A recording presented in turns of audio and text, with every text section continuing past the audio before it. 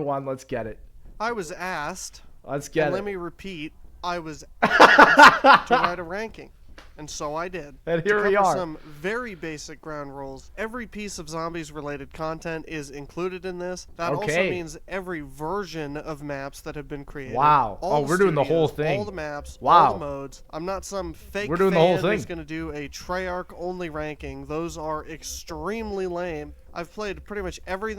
I mean, but are they really, though? Do I really want to hear Shadowed Throne in the ranking and Darkest Shore? I don't know, man. Thing that's come out, for better or worse. I've done every Easter egg, most of them solo.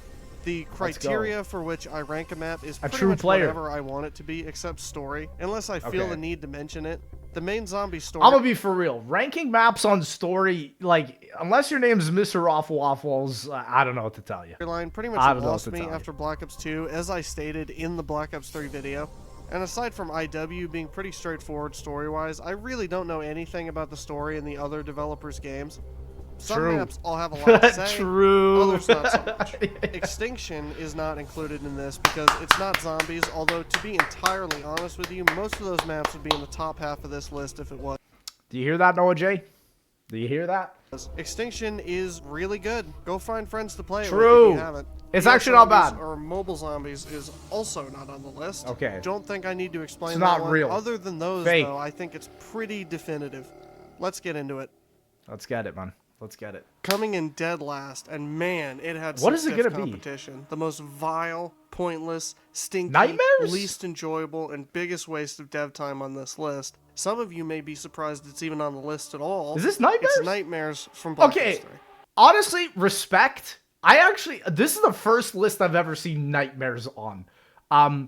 Granted, let me just give you some backstory as to Nightmares. I agree. 86 is crazy. This is a crazy list, bro.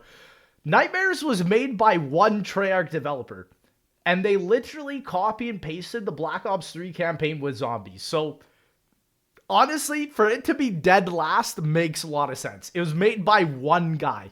Black Ops 3's campaign was already bad, like really bad. True. This is somehow even worse. It carries over the same voice acting too, which if you haven't heard it, the voice acting for the male player character in Black Ops 3's campaign is some of the worst voice acting I've ever heard. It sounds like the dude isn't even trying.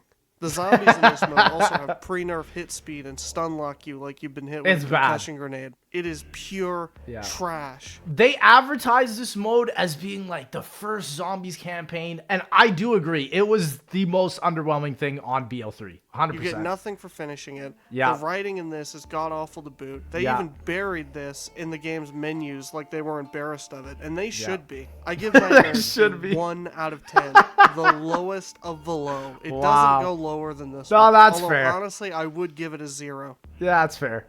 That's fair. Outbreak before Outbreak? Nah, dude, if you guys have played Nightmares, listen, chat, I bought BO3 2 weeks before it came out and played through the entire campaign to get to Nightmares. And that was such a waste of time, bro. You don't understand.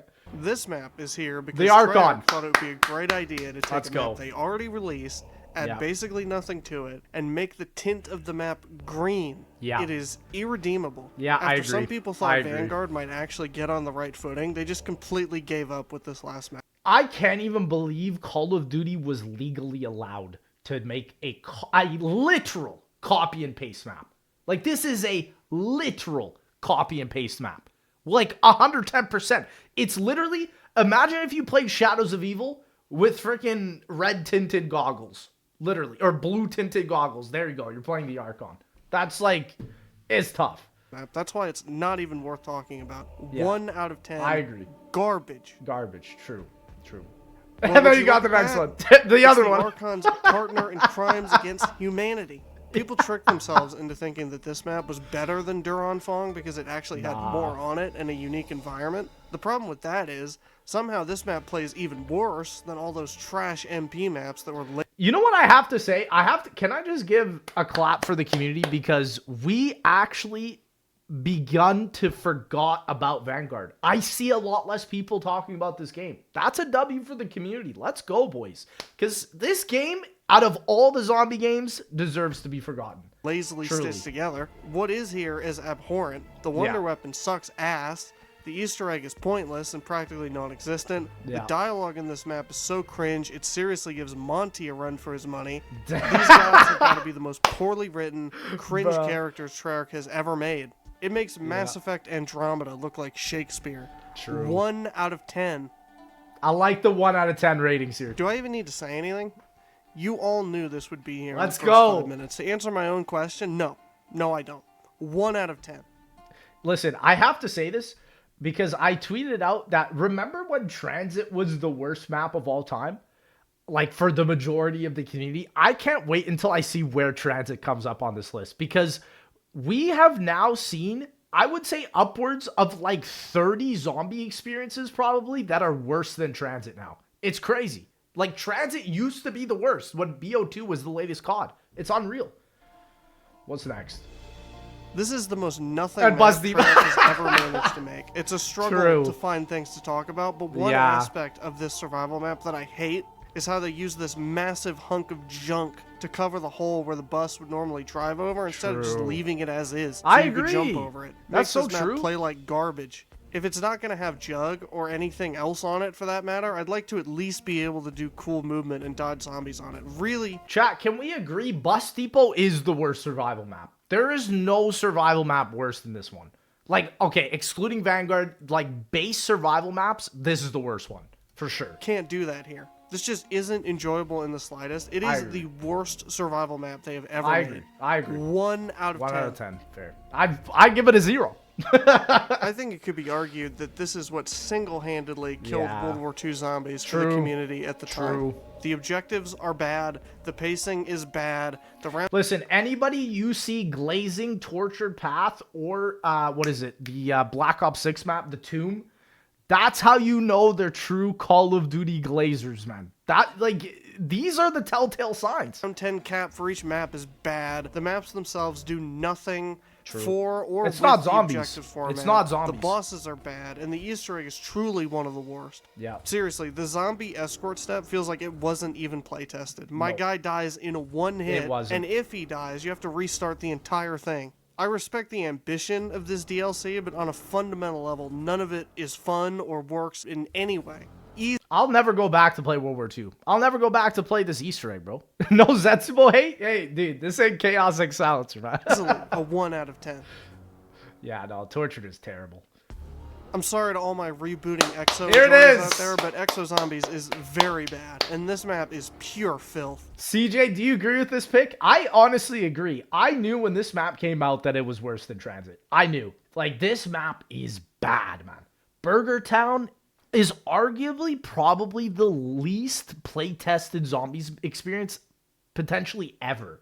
Nearly everything a map could do wrong, Infection has it in spades. These survivor escorts waste your time and add nothing to the map other than an annoyance to deal with. Otherwise, all the generators on the map are shut off for no reason, and the only thing you get in return is a meager Noah J crying, bro. Yeah. Literally, dude, like, he is so tainted with his Exo Zombies love. It is literally because he got many of the world's first because nobody cared to play this game. weapon upgrade for one gun. That's so not it. The Goliath, terrible boss. Yeah. Shoots homing EMP Horrible rockets map. as if not being able to use your exosuit wasn't already one of the hallmarks of this entire horrible mode. And The Goliath is more strong than the player will ever be during the entire game. saving the best for last, Stay calm. certain sections of the map I didn't are see periodically gassed, making it so you can't even go into those parts of the map until it's over. The best part of this is, once you get to a certain round, you can't go to any part of the map. It's the bad terrible. wonder weapon, bland environment, and lousy Easter egg are just icing on the cake. This map easily gets a 1 out of 10. For real. This is a good list, Henry, so far, man. I genuinely considered including the Let's go. Mephistopheles boss fight into ranking this map, but it No, listen, I have to agree. Beast, I think people always glaze Beast from Beyond just because of Mephistopheles or whatever. And, like, even the original boss fight on the map isn't too bad. But I agree. Beast is one of the worst maps. I definitely think it's worse than Transit. I agree with feels this. so disconnected from the map itself, and it's so bad otherwise terrible that I map. didn't think it was fair. This Yeah. map feels borderline broken with the power on. Like, the slasher that spawns at round 20 feels nearly unkillable. On top of that, to have all these obnoxious enemy types in one map It's that don't terrible. play well together at all, it feels like they were trying to copy Treyarch on Revelations with and no did a thought horrible put into it job whatsoever. Such a great like description. They did such a bad job on this map. This map was not play tested at all. The quest to get and upgrade the Venom X is really frustrating and way too long, so good luck trying to high around this map without Director's Cut. This map, story-wise, also felt like a truly terrible send-off for Extinction. It's downright disrespectful. It kind of is, bro. Like, most of the Extinction maps are better than this map, bro. I gotta give this map a 1 out of 10. It sucks. Yeah. Like, because this was supposed to be the homage to Extinction, and it just does it so dirty. I put this here mostly out of spite because I truly hate this version of the map. I went over this in the Black Ops 3 video, shameless plug, but in short, they ruined the shrink ray. Wow. Okay, I was not expecting Shang BO3. I was not expecting. Okay, let me hear him out. Windows Wine doesn't work with the shrink ray, and BO3 spawn system and hit speed don't work with this map at all. Listen, okay, I do agree with this. I do agree. This map was one of the hardest round 100s for me to hit. Shang BO3 is tough. It's so beautiful, though. I don't think I'd put this one below Transit, man. Like, preferably, I like this map to play, but I do understand, like, high rounders do prefer BO1, Shang. So, in a way, I can understand the hate. I do think it's probably the worst Chronicles remaster, bar, like, Shinonuma. I think BO3 Shinonuma is like my least played BO3 map. It's uncalled though. Really I agree. Awful remaster. The only props I will give it is that the Eclipse mode in this version looks pretty. That's it's gorgeous. It. I think he's just a Shang hater, but listen, I get where he's coming from. The gameplay systems of BO3, the fast spawns, Widow's Wine, it doesn't work well on BO3 Shang. I get it. We're going up to a 2 out of 10. It's not on the same level. But it's a beautiful map though. I don't think I diss it this hard, man. I feel like this is a little harsh. As the maps before it, but screwing up a remaster is worse than a bad original map. Like, all the pieces are already there, so I find that pretty unacceptable. They massacred a map that already wasn't good to begin with. I agree. I do agree. I think BO1 Shang plays better. I do agree with him on that. So, it's still a crazy pick. For this low. He's a Shang hater. He's a Shang hater. Where you been, Lex? I've been in Europe, man. I've been in Shang. This map is here. Below Outbreak, though. Nah, that's crazy. That's crazy. But I do understand. Every Exo Zombies map is not primarily because if they were to have changed the core mechanics of Exo Zombies with the release of any map, it would have been this one. So the annoying EMZ spam, guns doing no damage, having to pack your gun 20 times, and the way hordes bunch up in this game is super loose and unsatisfying. Nah. The chaos of it, ironically, makes it boring. This is like the one Zombies game I refuse to go back and play and do round 100 zombies. It's terrible. On top of the other issues the game already has. The music Easter egg is this embarrassingly lazy cut of Flight of the Valkyries because they couldn't afford to, or what's more likely is that Raven didn't even care enough to make music of their own for this map. I just had to mention it because it's so absurd. Yeah. Aside from that, this map is just bland. Easter eggs. Nick, do I think ZNS is better? I do. I like ZNS. I don't think every Zombies jungle map is bad. I like ZNS, man. I even like Shang. Doing the hundreds made me appreciate Shang. I don't think Shang is worse than Outbreak, though, to be honest. Like, every Exo Zombies map should be at the bottom. I even think it's crazy he's putting Outbreak below Carrier and Descent. That's kind of crazy. Sucks because it's Exo Zombies and they're all bad, obviously. True. Anyway, 2 out of 10. We're moving on. Outbreak is better than Infection, though. I give it that. Yeah, Dang, I thought Transit would be way higher. I'm not gonna lie. Listen, I agree it's bad. I'm not saying it's good. I agree it's bad. But I didn't think it would be this far down. He's got a lot of garbage still to get over. Keep in mind, people on Twitter are begging for this map to come back in Black Ops 7. It is so down bad.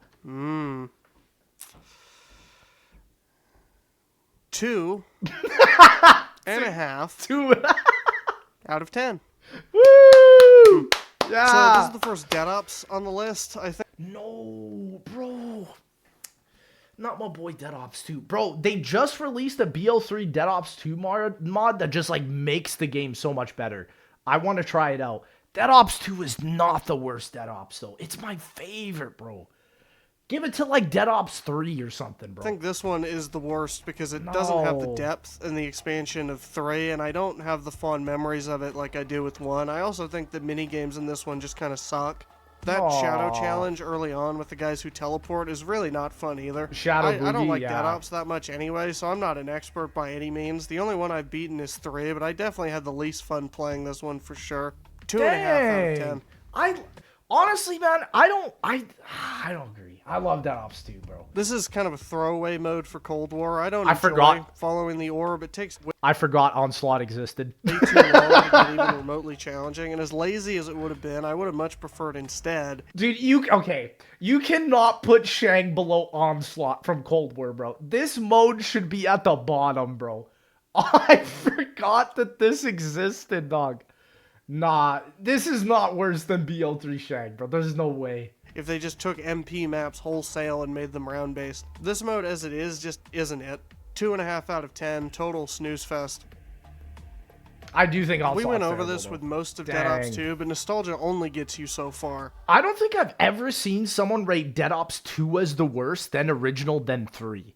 I think my list would probably be 2 as the top, then 3, then 1. I like them all, though. I don't think any of them are bad. 2 slots higher, that is. This was really just a fun novelty when it came out. I don't think there's anything offensive about Dead Ops. It's a competent twin-stick shooter. It's fun, just we have to compare it to actual Zombies maps. In comparison, I have to give this a 3 out of 10, not for me. That's okay. Burrow is the worst grief map on this list. Oh, we're talking grief here, too. Okay, I better see some BO6 grief, but this might not have came out during that, so I don't know. That's because on this map, nearly everything from Buried is available to both teams, and the Paralyzer is even in the box. The overpowered wall buys that are on Buried are here, too. Can I be honest? I don't think I've played Burrow Grief since 2012 or 2013. I have no idea how this plays. I mean, if the Paralyzer's in the box, that's crazy. What? There are some really annoying game-breaking out-of-bounds glitches on this map, too, that were never patched. That's another factor as to why this map sucks. Fundamentally, grief, as we'll touch on later in this list, is best when both teams need to struggle somewhat. The matches on this map will just never end. I think that's why I like mob grief, because there's no jug. I think grief should not have jug. I mean, I don't know how BO6 grief plays. I've yet to play it. 9 times out of 10, most of the people on both teams leave out of boredom. I do wish they took what they made for this map and made it a survival map, but for grief, it's just not fun to play at all because both teams easily become way too powerful, way too quickly. It's crazy that they never made survival maps, but they made sectioned off grief maps. Like, so bizarre. 3 out of 10. Dang. A lot of the BO1 ports from World at War have aged really poorly, in my opinion. I agree. Is no exception. It doesn't have the interesting jank that it had in World at War, and it doesn't have the freer, more open features that it has in... I think it's because the only difference you get on BO1 Noct is the Thunder Gun, but it's like on World at War Noct, the Flamethrower is actually better than the Thunder Gun somehow, because it's infinite ammo, and it always takes out zombies, right? So... it's crazy. I kind of agree with this pick. Fettuccine, thank you for the prime. BO3. The only thing of note this version even did was add the Thunder Gun and Monkey Bombs, but with zombies being able to hit you while sprinting now in BO1's engine, it makes Noct in particular frustrating and not a lot of fun in this game. I agree. 3 out of 10. Boring. I agree with this one. Yeah. Not a whole lot to talk about. I like the railing jump you can do to hit the box through the floor, but that's about it. This is a decent grief map, though. I like how small and condensed it is. With 8 players, it becomes all-out insanity, and without Pack-a-Punch, matches don't go on forever and ever. Despite that, though, I have to give it a 3 out of 10. I agree. I think Farm's definitely a step up. There's no way this is Dead of Night. Cold take and or hot take, because I know this map is divisive, but I've never liked it at all. CJ, you must be seething, bro. You put this at number 2.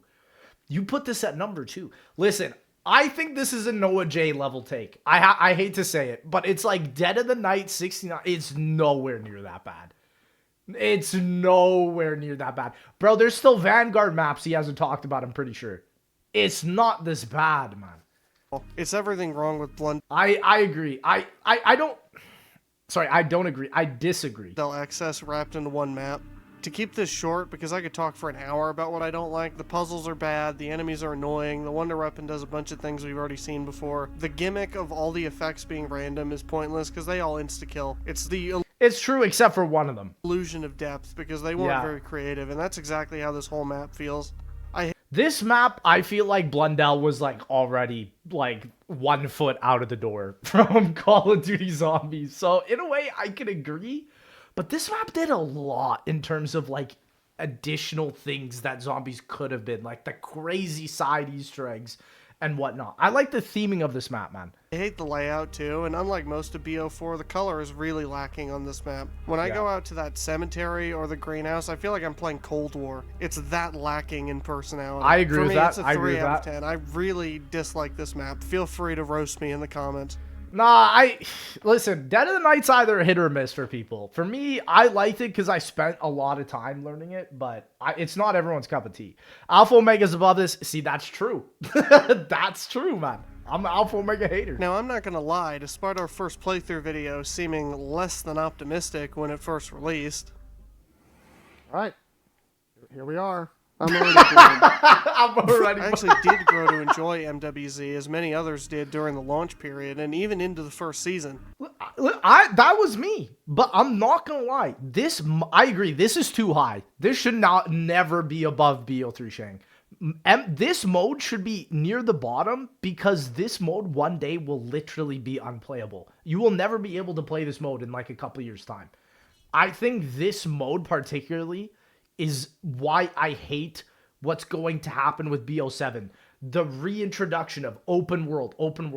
Kill open world. Not everything needs to be open world. We got open world Mario Kart, open world Call of Duty Zombies. Let it die. I'm so sick of open world, man.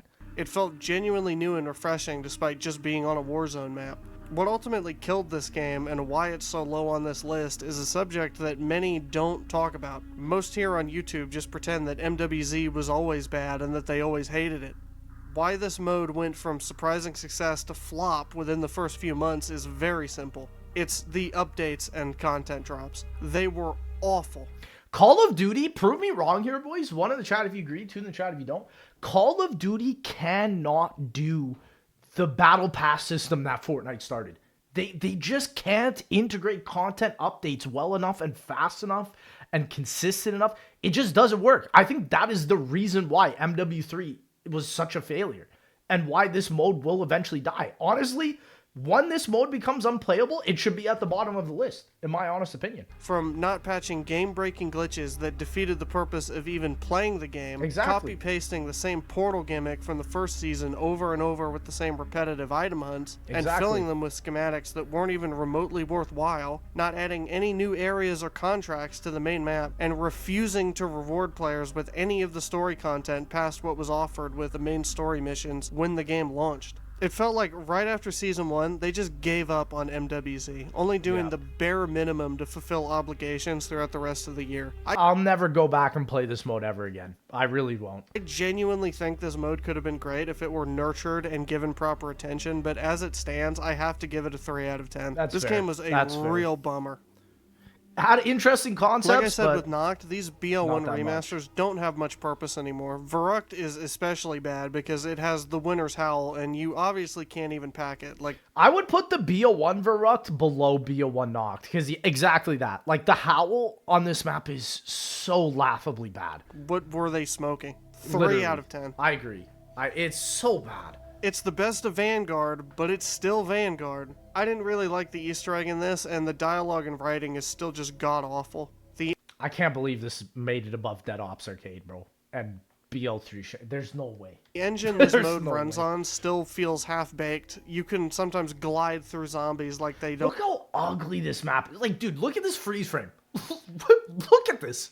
This is so ugly, man. Don't even have collision. There's only one new area, and that doesn't really add much. This map is very below average, and it's not even the best version of Shino Numa. I have little to no fun playing this, just because of how the game is. Dead of the Night should be better than this, too. I agree. Dead of the Night should be above. This is so bad. 3.5 out of 10.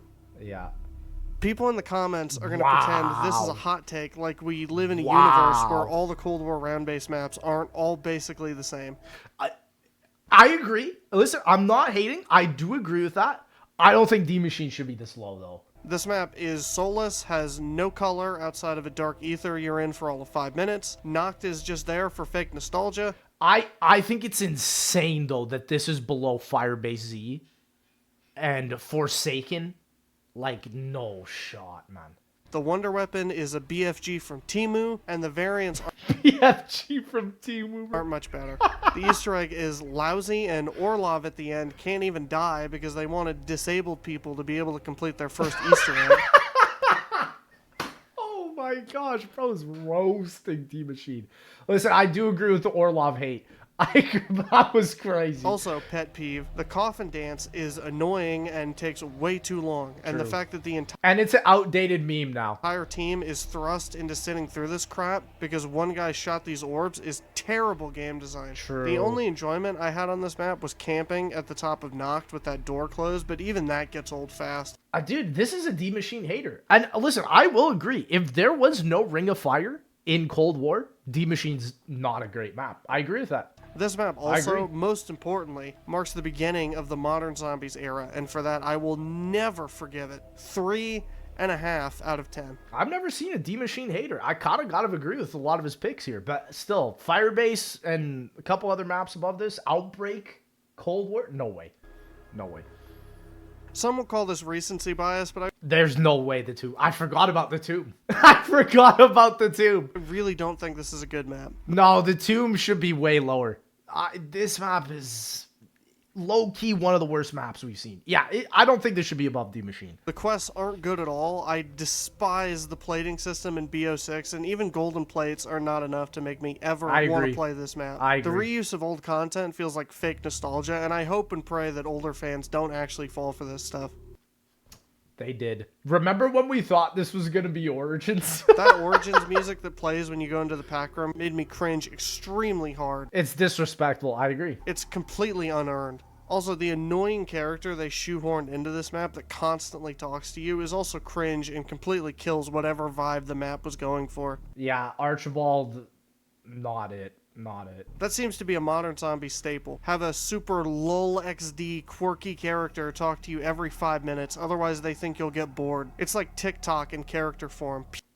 He's spitting, though. I agree with everything he's saying. He's 100% correct. Pure trash. Yeah. Zombies feels like it's trying to ape Marvel now with dumb story I agree. crossovers and member berries. This map isn't even a fifth as good as the maps it references, Spitting. Keep spitting. and it's a void of its own soul and identity. Yes. I would have rather waited the 2 extra months to get a map that was worth at least something. Spitting. 3.5 out of 10. And honestly, those 2 extra points are just for golden plates. Nothing else. Absolute facts. He was spitting facts the whole time. Even though I don't agree with the placement, facts. This has pretty much the same Wow. problems as D-Machine. The only difference is I like the No Man's Land-esque opening to the map, and the Crystal Axe is kind of cool. Although the melee part of it, when it becomes a 2-hit kill in the higher rounds, it's a lot less effective and not True. as fun to use. Why did they nerf the Crystal Axe, bro? Like, again, like these, whoever, the nerfing team at Call of Duty Zombies, bro. Like, what are they thinking? A horrible difference from D-Machine, though, is that this whole map, the environment, the skybox, were all ripped from a campaign mission wholesale with practically no changes. And the lazy band-aid fix they applied to this map was to put zip lines and teleporters everywhere because True. they were seemingly too incompetent to be able to logically connect the parts of the True. map together. True. The worst layout of all of Cold War. I'll say it. The worst laid out map, hands down. The Easter egg is also the Zombies were complaining. most pitiful Easter egg in Cold War, which is really saying something. And Yeah, the boss fight the is Easter egg's not barely a good. boss. I'm going to give this Yeah. map the first 4 out of 10. Yeah. The Wonder Weapon saves the map. This really. map is another disappointing. I forgot about finale. this They map. really hyped the game up with the lore of the Raven Lords and a lost city buried under ice, and you get here only for it to be this really bland, boring ice cave that's really close to the surface with I just think all I think about with this map is this is the map that came out when Fortnite came out. I don't think about anything else, bro. a bunch of uninteresting ancient junk everywhere.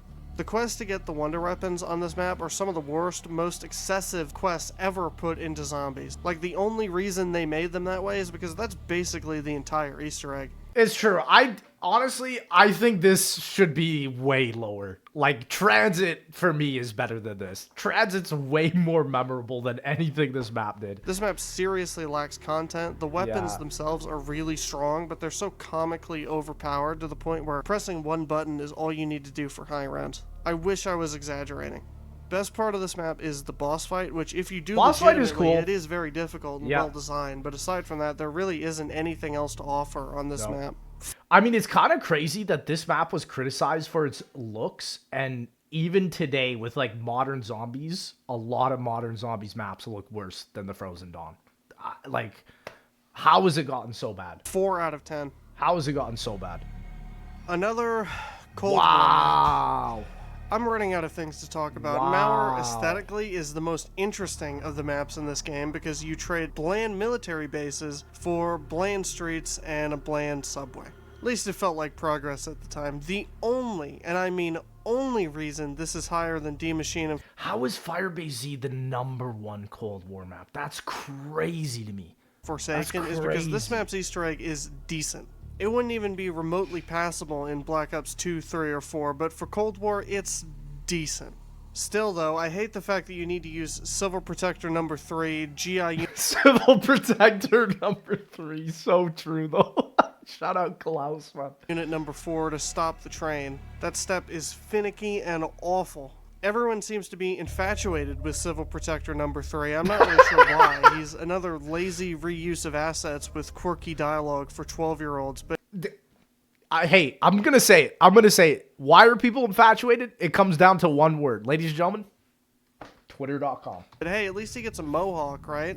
It's great, too, how similar to D Machine, all of a Wonder Weapon upgrades you can pick up are worse than the base one. You could take the glass half full approach and say they're free ammo, but free ammo shouldn't make my gun worse. That's spitting.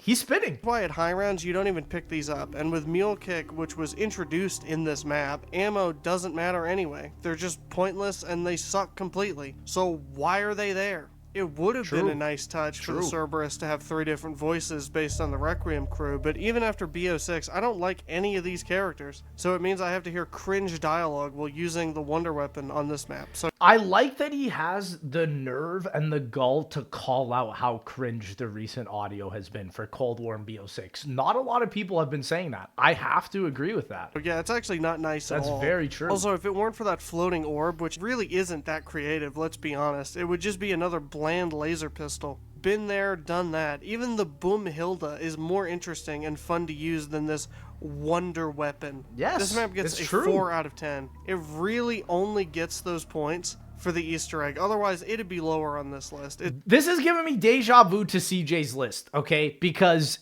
I'm agreeing with what they're saying, but I'm not agreeing with where they're placing them. This is the exact same thing, bro, that I'm having.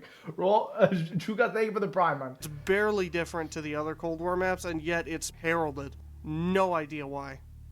It's so true. Yeah. The environment is kind of cool. I think the spawn room is really pretty with the rain pouring down while in the middle of the ocean at night. It is actually kind of insane that Descent from Exo Zombies has more ambience and like environmental design than a lot of the stuff we're getting today. It's the closest Exo Zombies gets to having an interesting location that I want to know more about. I agree. The Trident is a cool and thematically appropriate wonder weapon. But it's not great. I like the ricocheting aspect of it, and it feels somewhat strong, at least by Exo Zombie standards. This map also has the really strong DLC box guns from Carrier with a few cool new ones thrown in like the Blunderbuss. Unfortunately, this map just can't escape how bad the mechanics of Exo Zombies are. The EMZs totally ruin the tight hallways of this map, meaning there's only really... No, listen, I respect that Carrier's is #1 pick. I agree. I actually also believe that either like Carrier or Descent are the best maps from Exos. I agree. His Cold War ranking though, Firebase Z being the best, that's wild. One good training spot. That's wild. The Easter egg especially. Smib with the 25, I didn't even see that. He has he talked about Bird yet? He's probably going to put it at #1. Is trash. And the double feature you unlock for completing it is one of the worst modes in Zombies history. Worst rewards. The forced boss fights are also very not fun. 4 out of 10. Yeah, I agree. It's not. It's just kind of nothing of a map, really. They didn't change much at all from that really disappointing reveal of BO6 where people were able to upload full unedited gameplay of this map a few months before release. Dude, what happened? I forgot about that. That's all people are going to remember BO6 for. XP map. This map is flat and uninteresting. Easter egg is a glorified wave defense. And we're getting 3 zombie maps in BO6 that are like in like a 10-kilometer radius of this map, bro. Duke Dennis world record. Duke Dennis, I can't, bro. Yeah, this map is not memorable for the right reasons. And they buffed the jet gun to the point where it's overpowered and kind of just makes the whole gameplay loop boring. People who pretend this map got some kind of major glow up from when we first saw it will never not be funny to me. It was disappointing then. It's disappointing now. Shout out Zombies Twitter echo chamber. 4 out of 10. So true. If the winner's hell were just good, I could put this a lot higher, but... Okay, fair, but dude, this hurts. 5 being placed so low. It really just isn't that fun to play these days. The thing I like most is that you can crouch jump through these windows in the labs, and, you know, the concept of the map is great, but let's be honest with ourselves. I don't want to play 5. You don't want to play 5. I want to play 5 with friends, right? I don't want to play 5 solo. So I get where he's coming from a solo aspect, but bro, this map with friends is still in the upper echelons. Nobody you know wants to play 5. That is true, though, in 2025. It's just how it is. If it weren't for Castro, Kennedy, Nixon, and I guess McNamara, he's there too, this map would not be remembered fondly. I agree with that. 4.5 out of 10 is what I honestly think it deserves. Come on, give it the 5. 5 out of 10, man. Come on. Never cared for this map, even in BO1. Dude, this guy's a Shang hater. I mean, bro, this is wild. Base Shang now being placed this low. This guy's a Shang hater. Easter egg is good, at least it was back in the day, but now if you've got good teammates, you can bang through it in like 20 minutes. The JGB is a great and iconic wonder weapon. True. It actually functions in this version. Yeah. That wonder weapon alone is why Shang is this high, but playing this map has always made me not happy, especially in co-op. Everybody just runs around like chickens with their heads cut off. I will say, this is like bottom tier co-op map though. Like, especially in public match. If you're playing with people that know what they're doing, it's great. This is like worst public match zombies map of all time though, hands down. And the layout is really not good. Should also be said that opening pack is a nightmare with randoms. The mud pit also is one of the most evil and sadistic areas they've ever made. 4.5 out of 10. It's right there with 5. Nobody wants to play it. I'm sorry. The numbers speak for themselves. No, it's true. It's true. Statistically, if you look at the public match numbers, this map is probably the least liked amongst the fan base. I hate to say it. I like Shang. I like 5, but it's true. It is a skill issue, though. I agree. I think a good chunk of the people watching haven't even played this. It's a pretty bland environment. For the longest time, people thought this was the only map you could get the Sword of Barbarossa on until somewhat recently. And after that discovery, it kind of killed the entire reason to play this map. It's just a circle, and that's really it. This should not be above Shang. I'm gonna say it. Also, this mini quest, it shouldn't be above Shang. The symbols for this dinghy to pack the melee weapons is dumb. I need to pull up a chart to do it every time. It's very annoying. Yeah, this is a fake zombies map for real. It's part of Tortured Path. It's a fake map. This map is not worth spending a ton of time on. It isn't very good. 4.5 out of 10. I agree. This is the only Onslaught side mode I decided to include because... What is the difference between Onslaught and Onslaught Containment? I don't think I've ever played this mode in my life. What even is this? I don't know. It actually fixes some of my main issues with the regular mode. Instead of the moving orb, it sits in the middle the entire time and you have access to an entire map. And because of that, the surges go really fast. Also, Pack-a-Punch chalices and perks are really spread out. It actually makes this a decently challenging mode. If you go down late into the game, you really need to try hard to come back.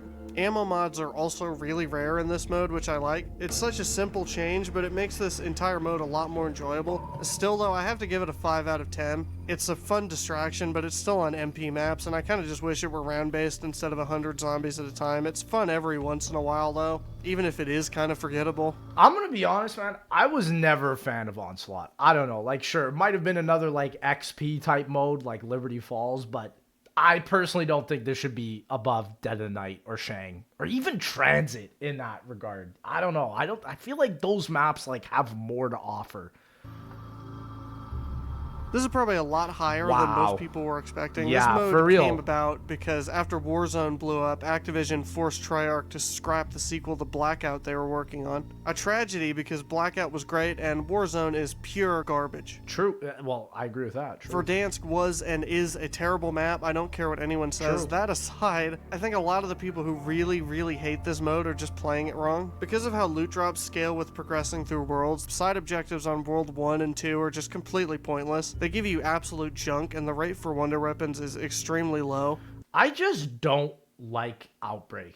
I don't know. I think the fact that he put this so high up in his Cold War tiering as well is insane.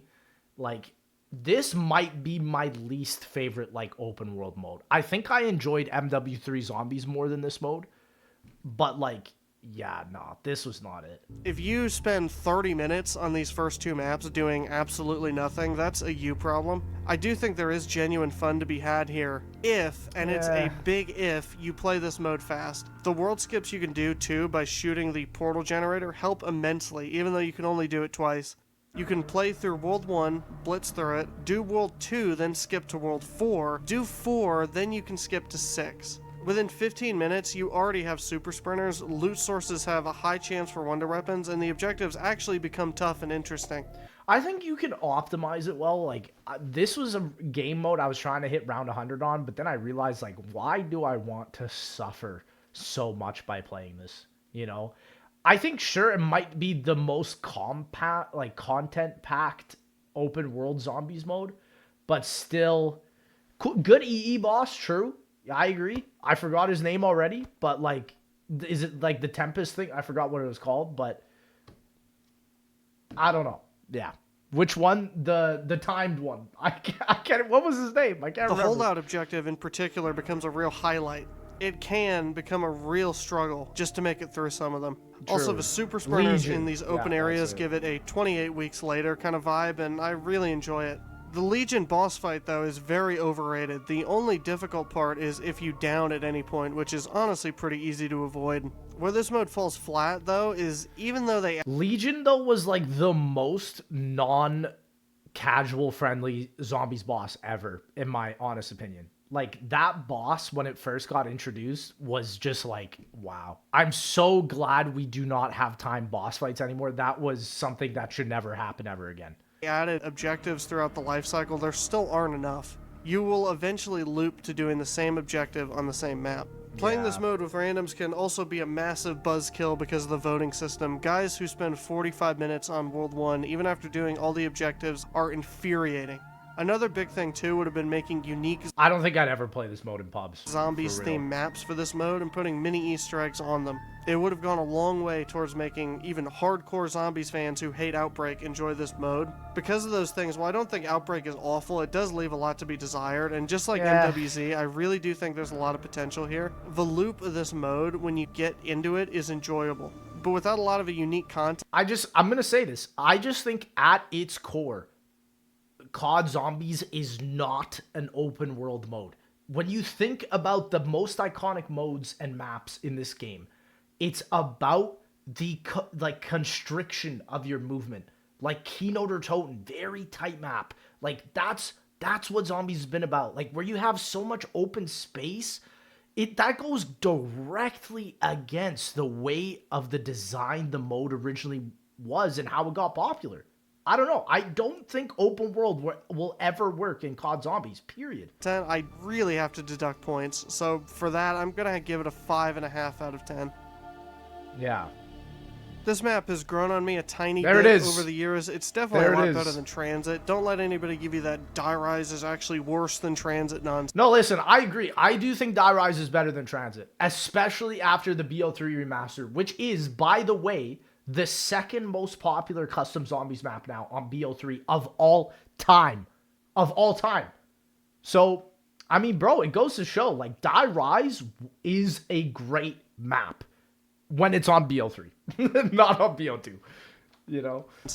Yeah, the elevators are annoying, falling off the map is annoying, and Who's Who being a dumb perk on the wrong map is lame. But despite all of that, the amount of fun I had back in the day trolling on this map is truly unparalleled. Call of the Dead Remaster is first, that's correct. This is the best trolling map of all time, hands down. It's not even close. Between putting trample steams in sneaky spots to Trample fling steam people is off the map, goated, standing in front of elevators so people couldn't get off, shooting the sliquifier near ledges so people would slide off, standing near jumps to body block people so they'd fall to their death. It is truly endless. Dude, what makes it so upset is, like, for the BO3 Die Rise remaster, guys, one of my original ideas was to make this liquefier like the Portal 2 goos.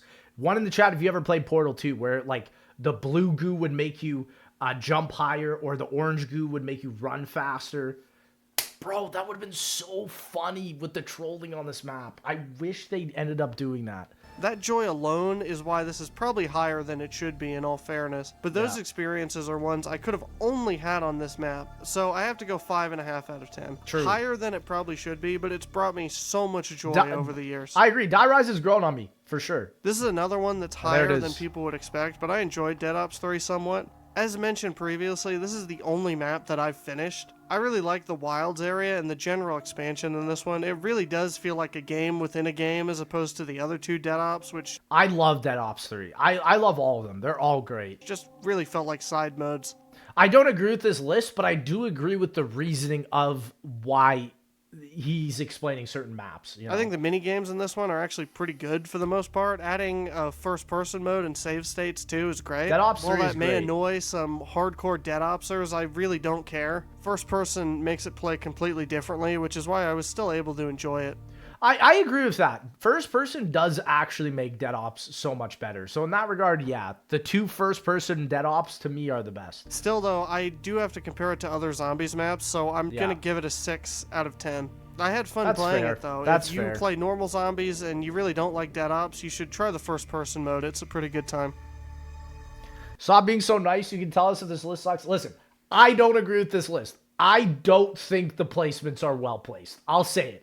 But it's a reminding me of CJ's list where it's like the reasoning why certain things are the way they are. I agree. You know, I just think the placements are crazy. This is here because I like Shinonuma. That's pretty much it. However, just like Noct and Verrucht in this game, it sits in this weird middle ground between World at War, which has the weird 24 zombies around thing. Can I be honest? I think BO1 Shinonuma is arguably the most forgettable version. Like, if you want to play Shinonuma, most people go back to World at War or the BO3 one. Or the random one goes to Vanguard. But BO1 Shinonuma is so that makes it stand out. And BO3 where you can actually pack a punch. And it just kind of all around plays better. Still, though, this version adds monkey bombs, which is pretty cool. And it keeps the atmosphere from World at War. So I have to give it a 6 out of 10. Not really worth dwelling on.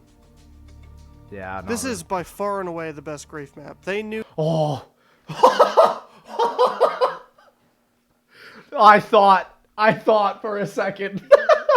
Knew exactly what they were doing when they made this. Not having Jug on this map was the best decision they could have possibly made. It keeps you on your toes, makes things sporadic, and any team that freaked me out for a second. I'm not gonna lie. can fall at any moment. You could also get into those situations where both teams fail over and over again, and it's really the closest to how Grief was meant to be. Not to mention the layout works really well for this mode. You have the acid trap and the fan trap sitting next to both of the box locations. Has he talked about town grief yet? Or farm grief? I don't think so. Personally, to me, cell block is the best grief. It's the best version of grief. Okay, granted, I don't know about BO6 grief, but like, this is the best one. Making them perfect to kill the other team with when they go for it.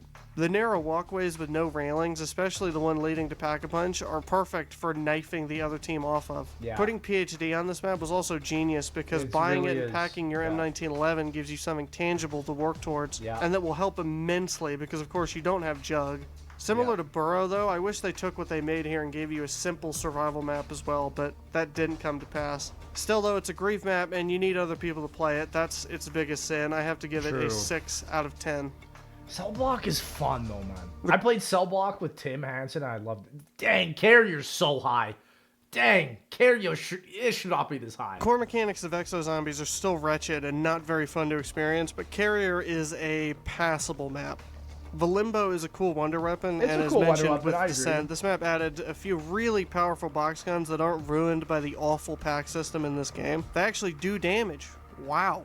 There's also 2 decontamination pads instead of 1. It makes those rounds slightly less awful and a waste of time. Listen, the one thing I am glad about is that we don't have AW2. Because if we got Exo Zombies 2 ever, it would be so bad. It would be so bad. Layout on this one is okay, and unlike Descent, there's 3 goodish training spots instead of 1. Unfortunately though, every few rounds you have these Atlas guys who shoot you and plant bombs. It sucks, but they're easy to deal with. It really is the mechanics of this game that drag this map so far down. I've realized in zombies, like, anything that shoots back at you is just never gonna work. Like, Duran Fong had that. Any map that shoots back at you, let it go. And I have to give it a 6 out of 10. Yeah. This map can still be fun to play today. Knox. It was the first Zombies map I ever played. I was that empty-headed 8-year-old squeaker who couldn't get past round 8 yelling in the Xbox 360 lobbies. The glory days. Listen, I agree in terms of, like, this is like your middle of the road map. It's not bad. It's not good. Noct is right in the middle.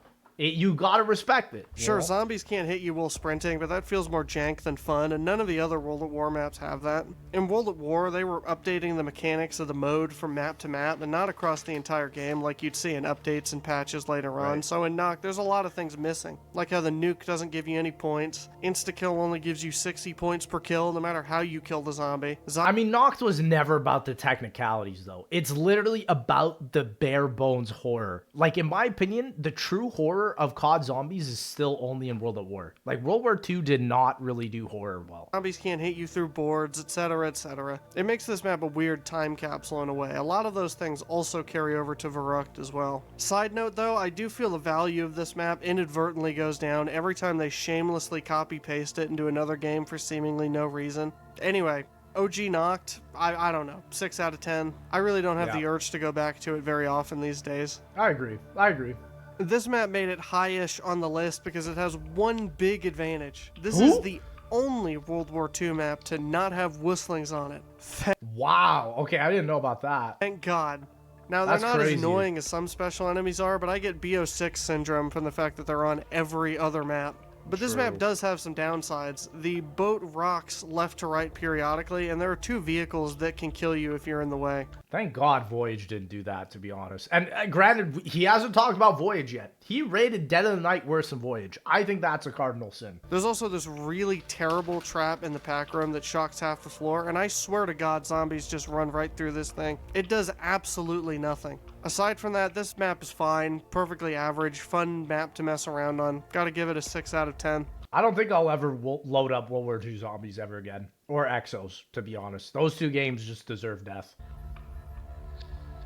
This is really the only Cold War map I can stand to play without falling asleep. I cannot agree with that. I can't agree with that. Bro, Firebase is not it. This is honestly my least favorite Cold War map. It's just, sure, it's the only original one. Like, that's not a campaign mission or Noct. But man, is it just such a sleeper. Not really a ringing endorsement, but there are some things I like.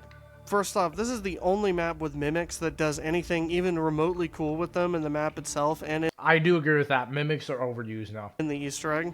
I actually like the Orda defense rounds. They give much needed variety on this map because the core gameplay of Cold War typically has me comatose before round 40. I think the Reike is a cool wonder weapon and is fun to build. If you hate it, you're bad. I'm sorry. No, I hate the Reike because they nerfed it to oblivion. They made it such a great wonder weapon at the beginning of this game, but switching between the modes is so janky now. It's such a mid experience. Another hot take, I guess. I think this is the only halfway decent main Easter egg in this game. The steps actually feel like puzzles, including the dartboard step for building the Reike, which people hate. I don't like the Reiki. I always use the trials. Granted, I do like some of the Easter egg steps, except the Mimic one, but for some reason, and actual things happen on this map during the Easter egg. And yes, I think the Mimic step is actually creative and pretty good.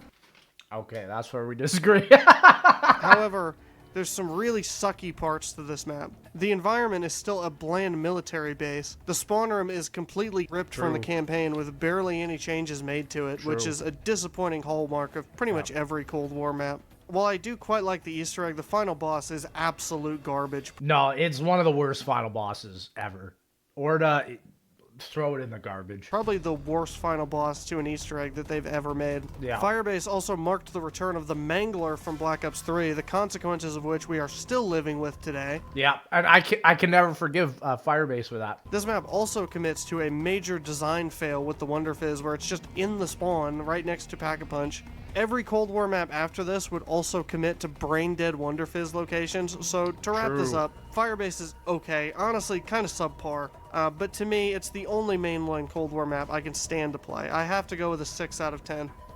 I would still put this below Dead of the Night and Shang, man. I don't know, like, I don't know. Durice, but worse. Kino is Durice, but worse. Dude, this guy's a Black Ops 1 hater. This is like Noah J here. Nova Crawlers suck too, they always have. Oh my gosh. You know what? I will say, at least it's not number 1. That's, you know what? That's true. But number 45, man. Sheesh. Dude, yeah.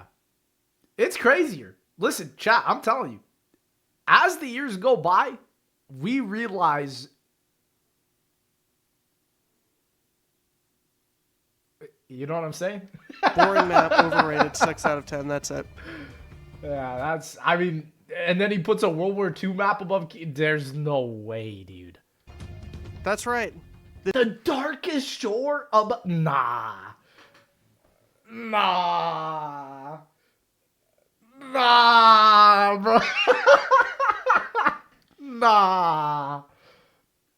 nah, just, you know what? That's okay. This is nowhere near the worst map of all time, but it's not that. It's pretty bad, man. Not exciting either. I thought this was the perfect map for the middle of the list because it's just so okay. It's just, he's being gracious. He's being gracious, bro. It's perfectly okay. It doesn't have highs or lows, just mids. Easter egg is kind of difficult, but perfectly passable in my opinion. Nothing really stands out about it though. People say there are too many escorts, but in reality there's only one. I think this is one of the few maps that, like, I can't stand the visuals. Like, usually it's like, okay, Warzone graphics, whatever, too dark, whatever. But, like, when it's, like, people complain about fog, right? On, like, Call of the Dead or, like, Origins or whatever. Dude, this is the fog map. This is the fog map, bro. Like, that's where it's, like, the visuals make it literally, in my opinion, unplayable. Unplayable. The other two are basically just puzzles, so I really don't get why people say that. The boss fight is kind of good with these Power Ranger mutilars. I like the challenge of it. The one phase in the U-boat pin with the fire on the ground is really mean and tough in a good way. Ripsaw is pretty decent if you do the second upgrade, which most people forget about for some reason. It's a pretty solid wonder. I didn't even know there was one. Weapon. You just need that second upgrade. So yeah, this map is fine. I have no strong feelings one way or the other. Yeah, I'm gonna give it a 6.5 out of 10. Darkest Shore is the subject of people calling a truly mediocre map bad, or even I'm gonna be honest, I genuinely think this is the highest I've ever seen Darkest Shore rated in my whole life, on every list I've ever seen. Like, I can't even believe it's up here. even the worst, for no other reason other than trying to look different. It's pretty cringe. To me, there's no way it's better than Kino. There's no way Radioactive thing is better than Kino, man. There's just no way. Maddie, thank you for the gifter. There's no way, man. Another map that doesn't really wow me, but isn't as bad as people would have you believe. It's really lacking in content, though. This is one of the few IW zombie maps I refuse to round 100. It is just so painful to play this map. I gotta say, it's a big nothing of a map, really. It's There's some pretty worse than bad nothing. traps you can repair and some buildables that people exploit for high rounds, but they're really not that good. I do like the mind control buildable that makes a bunch of turn zombies, though. That's about it. What partially saves this map for me is actually the Easter egg. Yes, I like the chem step. That's because, unlike most people, I actually know how to do it. It's really not that complicated. But when you task one of the most supposedly driven and dedicated communities to do, dare I say, basic math, they lose their minds and call the whole thing trash. I think it's just because, in my honest opinion, it's just not designed well. The whole aspect of it, the way you have to like change the gameplay colors and everything to see certain codes, I don't know. I think there's like 5 people that I can name. No, like 2 people that I can name that like this Easter egg. Henry here and Mr. Off Waffles. Personally, it's just like when it's taking you out of the gameplay so drastically, that's where I gotta call it, man. I like the creativity of it. There's really nothing like it, and let's be honest, there probably never will be again. True. I mean, you can't say it's unique. That's true. The concept of mixing chemicals and ingredients together to make the bomb really fits the 50s monster movie aesthetic. I also really like the boss fight for the most part. The laser maze at the end is pretty funny. Well, listen, I think the boss fight of this map is the best part of the map. I agree with that. I think just getting to that point, though, is tough. Seeing teammates fail it over and over when it really isn't that hard gets me every time. Having to put the bomb code at the end too gives a nice rush of adrenaline, and I like how if your teammates are bad, you can literally hop over the bomb and do their code for them. It's a huge flex. A big negative I have with this map, though, is that the Ghosts and Skulls quest on this map is truly diabolically awful. And the game itself, Skull Hop, is one of the most frustrating, barely functional, gimmicky pieces of garbage I've ever played in Zombies. I mean, that's just radioactive thing as a whole, for me personally. I think there's good aspects of this map, but ultimately it is still a bad map. The whole thing is actually Has Varrock been listed? Yeah, this is like above Varrocked, Knocked, Dead of the Night, Kino, Shang. That's not right. way harder than the main Easter egg. I hated every second of right. it, but I had to do it for an achievement if you're wondering why. Whole thing makes no sense when the map itself is actually really easy, meaning that the perma Smith, thank you for the 5. Bro's gonna have like DE Mob Origins and 9 top 5, I'm betting. Dude is vanilla. I don't agree with that. I think a lot of his picks before were very questionable. I think he just doesn't like a lot of OG stuff. From what I'm seeing, he's kind of like CJ, where he likes content over everything, right? Doesn't matter how bad or how good it is. It's more about the type or the amount of it and how intriguing it can be, right? But then it's interesting because he put Dead of the Night so low. perks from it are never needed in any scenario. I have to give this map a 6.5 out of 10, a tiny bit above average. You can tell in this map that it's where the budget for zombies in this game disappeared. The 3 maps before this one, whether you like them or not, had way more going on in them. I agree. Actual licensed music. All in all, Attack was a pretty disappointing map when it came out. Attack is, yeah. Honestly, it's tied with Beast for me as one of the worst maps ever. Shameless plug, but pretty much everything I've ever thought about this map I put in the Black Ops 3 video. Link in the description. I guess one small addendum that I'd make to that is I guess we know why the Flogger is in Origins now. Dude, okay. Okay. Do I think Revelations is the worst BO3 map? In all honesty, I actually do believe that out of the base maps from Shadows of Evil to Rev is the worst. I'll say it. But I don't think it should be this down low, you know? I do think Rev is the worst from Shadows to Rev. From those BO3 maps. But this is so low, man. And this is below Alpha Omega too. That's criminal. That's criminal. Because it was, until it wasn't. You have to remember, people were asking for this map, man. That's what so many people that rank this map so low were forgetting. The community was wanting a map like Revelations. Then it was again. Very cool, Treyarch. Anyway, this map is mediocrity incarnate. Bad send-off for BO3. If you want to hear more about it, again, link in the description. Okay, listen, I do agree. It was a bad send-off for BO3. I think if they had the original Easter egg idea that was going to be in the map, it would have been fire. It would have been fire. It would have been one of the best maps, I honestly think. And don't worry, I'm not going to do that for every BO3 map. It's just Rev. There's really nothing else to say. Score, 6.5 out of 10. That's a crazy low, though. This map Wow. is okay. I really don't get the hype. Shattered Veil above Revelations. Okay. Okay. Can I be honest, man?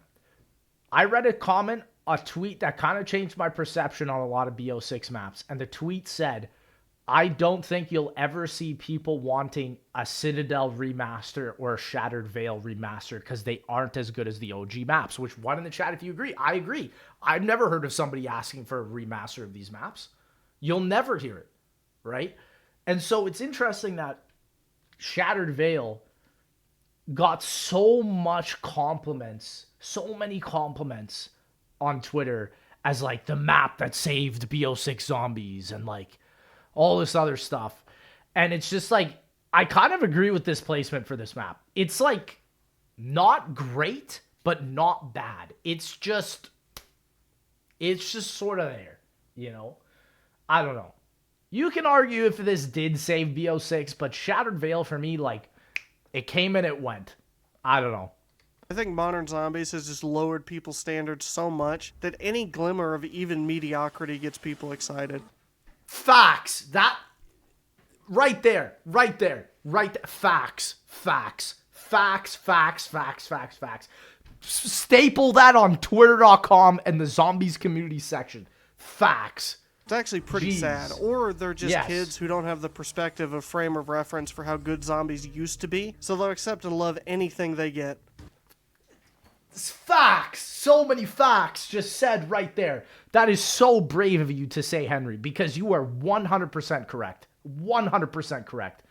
Half of Twitter needs to hear what that video excerpt just said right there.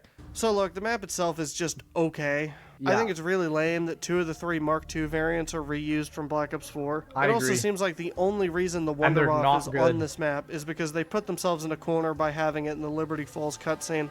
It's also really annoying how if somebody gets the free Mark II, they have to pretty much do everything in the main Easter egg because the drop rates for wonder weapons in the box and this is Black Ops 6 Zombies, bro. He's just sitting. Modern Zombies are hot garbage. I don't think it's really well designed. The cynic in me says that they did this deliberately so that people would spend money on gobblegum packs to get more Wonder Bar gums, but I'll let you decide on that. Boss fight on this map too is just okay. Like, I get it, it's cool that it's the T-Rex reanimated, right? But like, people get so wrapped up in the concept that they don't even care how it is mechanically, which... Facts!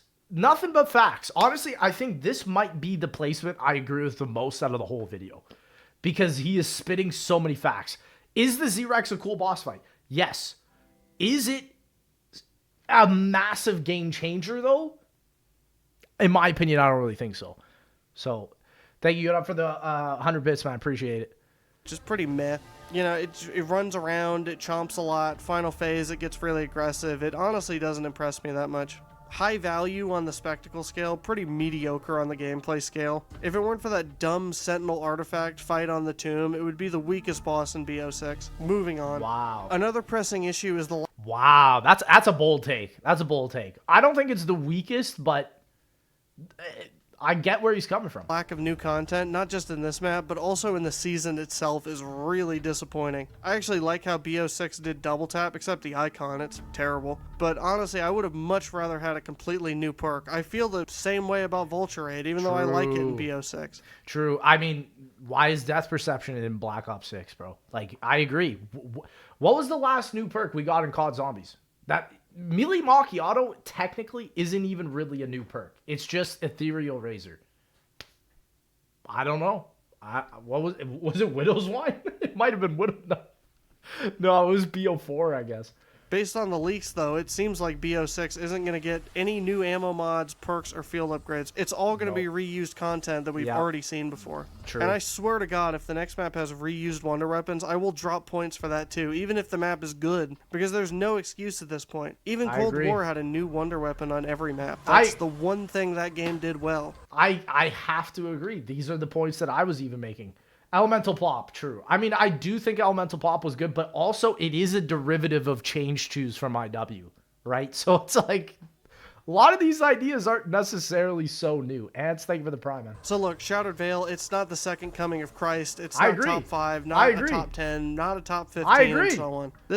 Twitter.com, are you listening? This is a map that I predict will not age well. Yes. Just like the maps in Cold War, you hear people go on and on about how great they were, and then you ask them the last time they played it, and it was like 3 years ago.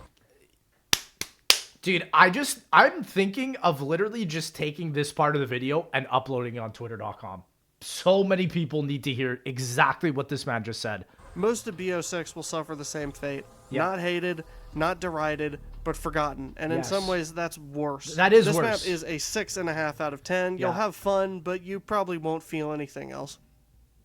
So true. Yeah, I don't really think this map is Wow. all that remarkable. This map has never really gelled with me all that much. I had Wow. way more fun. This is below Voyage of Despair and Nuketown Zombies. Let that sink in. That is absolutely insane. Listen, in terms of the Wonder Weapon, this might be the only thing I can agree on. But like the map and the Easter egg and the boss, I just don't think I can agree. And Alpha Omega, bro. Fun with the other launch maps when this game came out. You know, the ones people pretended to hate. Look where we're at now, guys. Do you regret throwing this game under the bus yet? No, dude. Listen, it's not that we threw this game under the bus. In my opinion, it's that Blundell knew what was coming. I literally just finished explaining that. I would hope so. Anyway, I know a lot of people would have you believe that a map that's literally just a square is somehow simple but brilliant map design, but it's really not. I mean, it's brilliant in terms of the perk system. I don't think if this game had its 4 perk system, this map would have worked well. I think it only works well because of the BO4 system. The underground area also really blows. I really dislike the enemy balancing on this map too. You get flooded with catalysts, You get a tigers, lot and of those enemies. annoying gladiators. Yeah. It also feels like past round 20, Blightfathers get spammed every 5 minutes. The Wonder Weapon on this map is also pretty underwhelming. It's okay bad. for holding Blightfathers in place to It's bad. By like, look at this. Round 20, it's like not even doing anything. It's bad. down them with another gun. But when it comes to zombies, it does kill them. The problem is it takes way too long. Really Cool concept for a Wonder Weapon, but it needed a buff to reduce the time it takes to kill hordes. I have no idea why it never got one. It was also really obvious Because Blundell was out the door after that launch, bro. at the time, and now in retrospect. The Easter egg is fine for the most part, but why did they basically round gate it to 15 plus? You can't even True. use one of the axe guys from the pack trials to get the wood early. Like, it literally won't come off. It's very lame. Not It's weird that they gated a lot of this map. I do agree with that that. this map is completely devoid of positives. Treyarch's art team did a great job They with this killed it. map. They Putting killed the it. pack strife behind an early challenge reward gives you a decent boost early, even if it leads to people using just it for the entire game. Yeah. The boss fight with the mammoths, while easy, is very cinematic and well executed. I love Opening the pack boss of is this very map. simple and intuitive, and one thing I really appreciate is that the free perk side Easter egg on this map is very short and simple. It's very unlike fun, the free yeah. perk quests in some of the other maps in BO4. Regardless, I don't find this map very much fun to play these days, and I honestly didn't enjoy it that much at launch. I think this being at 40 still is insane. I have to give it a 6.5 out of 10. I can't agree with that, man. A 9 to me is still an S tier map, bro. Like, that's the thing. Where's Terra Maledicta? Terra was like the second worst one, I think. This is a fun little survival. Like, no, bro. Grossed House is not better than 9. No, bro. Map they repurposed from the prologue. I like the It's a good survival map, but it's not beating 9, bro. short quest to unlock the Come mystery box, on. as well as the second quest to pack all of the guns in it. The Brenner boss fight they snuck in at round 50 is also a nice goal to shoot for. But ultimately, I can't justify putting this map any higher than this, and I can't justify giving this map anything higher than a 7 out of 10. This should be way lower than 9, my guy. There's just no way, bro. This is a literal house in the middle of nowhere that's somehow better than all of 9. That's crazy. That's crazy. So here's the reality with this map. If you get Jug early, as in within the first 2 machine drops, this map is as good as Town. This is not better than 9. I'm sorry. It's not better than Dead of the Night. It's not better than Shang. It's not better than 5. Nuketown is, like, to me, still one of the worst zombies maps ever made. Every iteration of Nuketown is bad. In some ways, it's better because you don't have the stupid lava everywhere. There's also more going on in this map. There's 2 music Easter eggs, the eyes turn blue after round 25, and of course the map has the M27, which is not on any other map. I also think the layout is better than Town, although this might be a hot take. However, statistically speaking, because Jug starts as a 1 in 5 chance, your average Nuketown game will have you struggling and getting frustrated with the fact that most of your games will force you to go to round 15 plus without Jug. In a game with 2-hit downs, mind you. And it's not fun or an enjoyable challenge, it's just tedious. Nuketown should not be this high. I'm sorry. This is just not a good pick. And while it is improbable, if Jug is the last thing you get in a match, it's very likely you and your team will not make it to that. Kino is below this, bro. Kino is below this. There's no way. There's no way, bro. Kino is way better than this. At that point, people will And Rev! I forgot he talked about Rev. Rev is infinitely better than all of Nuketown. defend this and happily say get good, but I think if they just made the simple change to hard code the machines to guarantee you Jug within the first 2 drops, then this map would probably be looked back on just as fondly, if not more fondly. Like, to me, this is the most forgettable BO2 Zombies map. Like, people like to forget, like, Transit or Die Rise or, like, even, like, the smaller maps. No, I forget about Nuketown. Than Town. It's the perfect example of one seemingly small change totally dragging a map down. I gotta give it a 7 out of 10. This is cap. It's cap.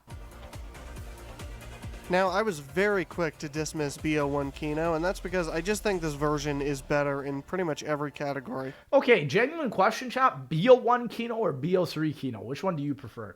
I don't know. I don't know, man. I think I like both. I don't really think... I like the way visually BO3 Kino looks, but BO1 Kino also, I don't know. I think I like BO1 slightly better. So the fact that BO3 is above BO1 here is kind of crazy to me. It plays better, looks better, and the alleyway strat is more viable, so I don't need to deal with Nova Crawlers. Even in this game, though, I don't play Kino very often because it's Kino. There's only so much of this map one man can stand. 7 out of 10. That is true, though. That is so true. This is yet this is... Why the frick are people putting Alpha Omega so high up recently? What is... Dude, I have to say this. This map deserves to be deleted. Like, I don't say that about any other Zombies map, but Alpha Omega needs to be deleted. Deleted from the face of the earth. Like, gone. This map is so bad. Like, people forget that Alpha Omega should not have happened. This should have been a Chaos Zombies map in the Library of Alexandria. And instead, we got Nuketown again! How is this 36, dude? another map that a not insignificant portion of people believe to either be the worst map ever or the worst Treyarch map ever. It's just not it. Like, honestly, I think I rated Alpha Omega on my tier as like a D tier. Put that brother in F, bro. This map is trash. I actually think there's quite a few things to enjoy on this map despite the pretty obvious shortcomings. The Easter egg I enjoy, and it rewards you throughout. The Mark II variants on this map are fun to build, even though one of them is complete garbage. Having 8 different characters on this map with different lines is cool. Here's the thing, okay? Here's the thing, right? You got 4 Rega Mark IIs with 4 different upgrades. Cool. Who cares when you don't even have to turn on the power and just use a regular ballistic knife, non-pack punch, by the way, and just sit and knife? You don't even need it. This map needs to be deleted. It needs to be deleted. Even if they did skimp a little bit on some of the lines. And unlike Shattered Veil, the Mark II frames allow you to get the variants without having to get the Mark II out of the box or the free one.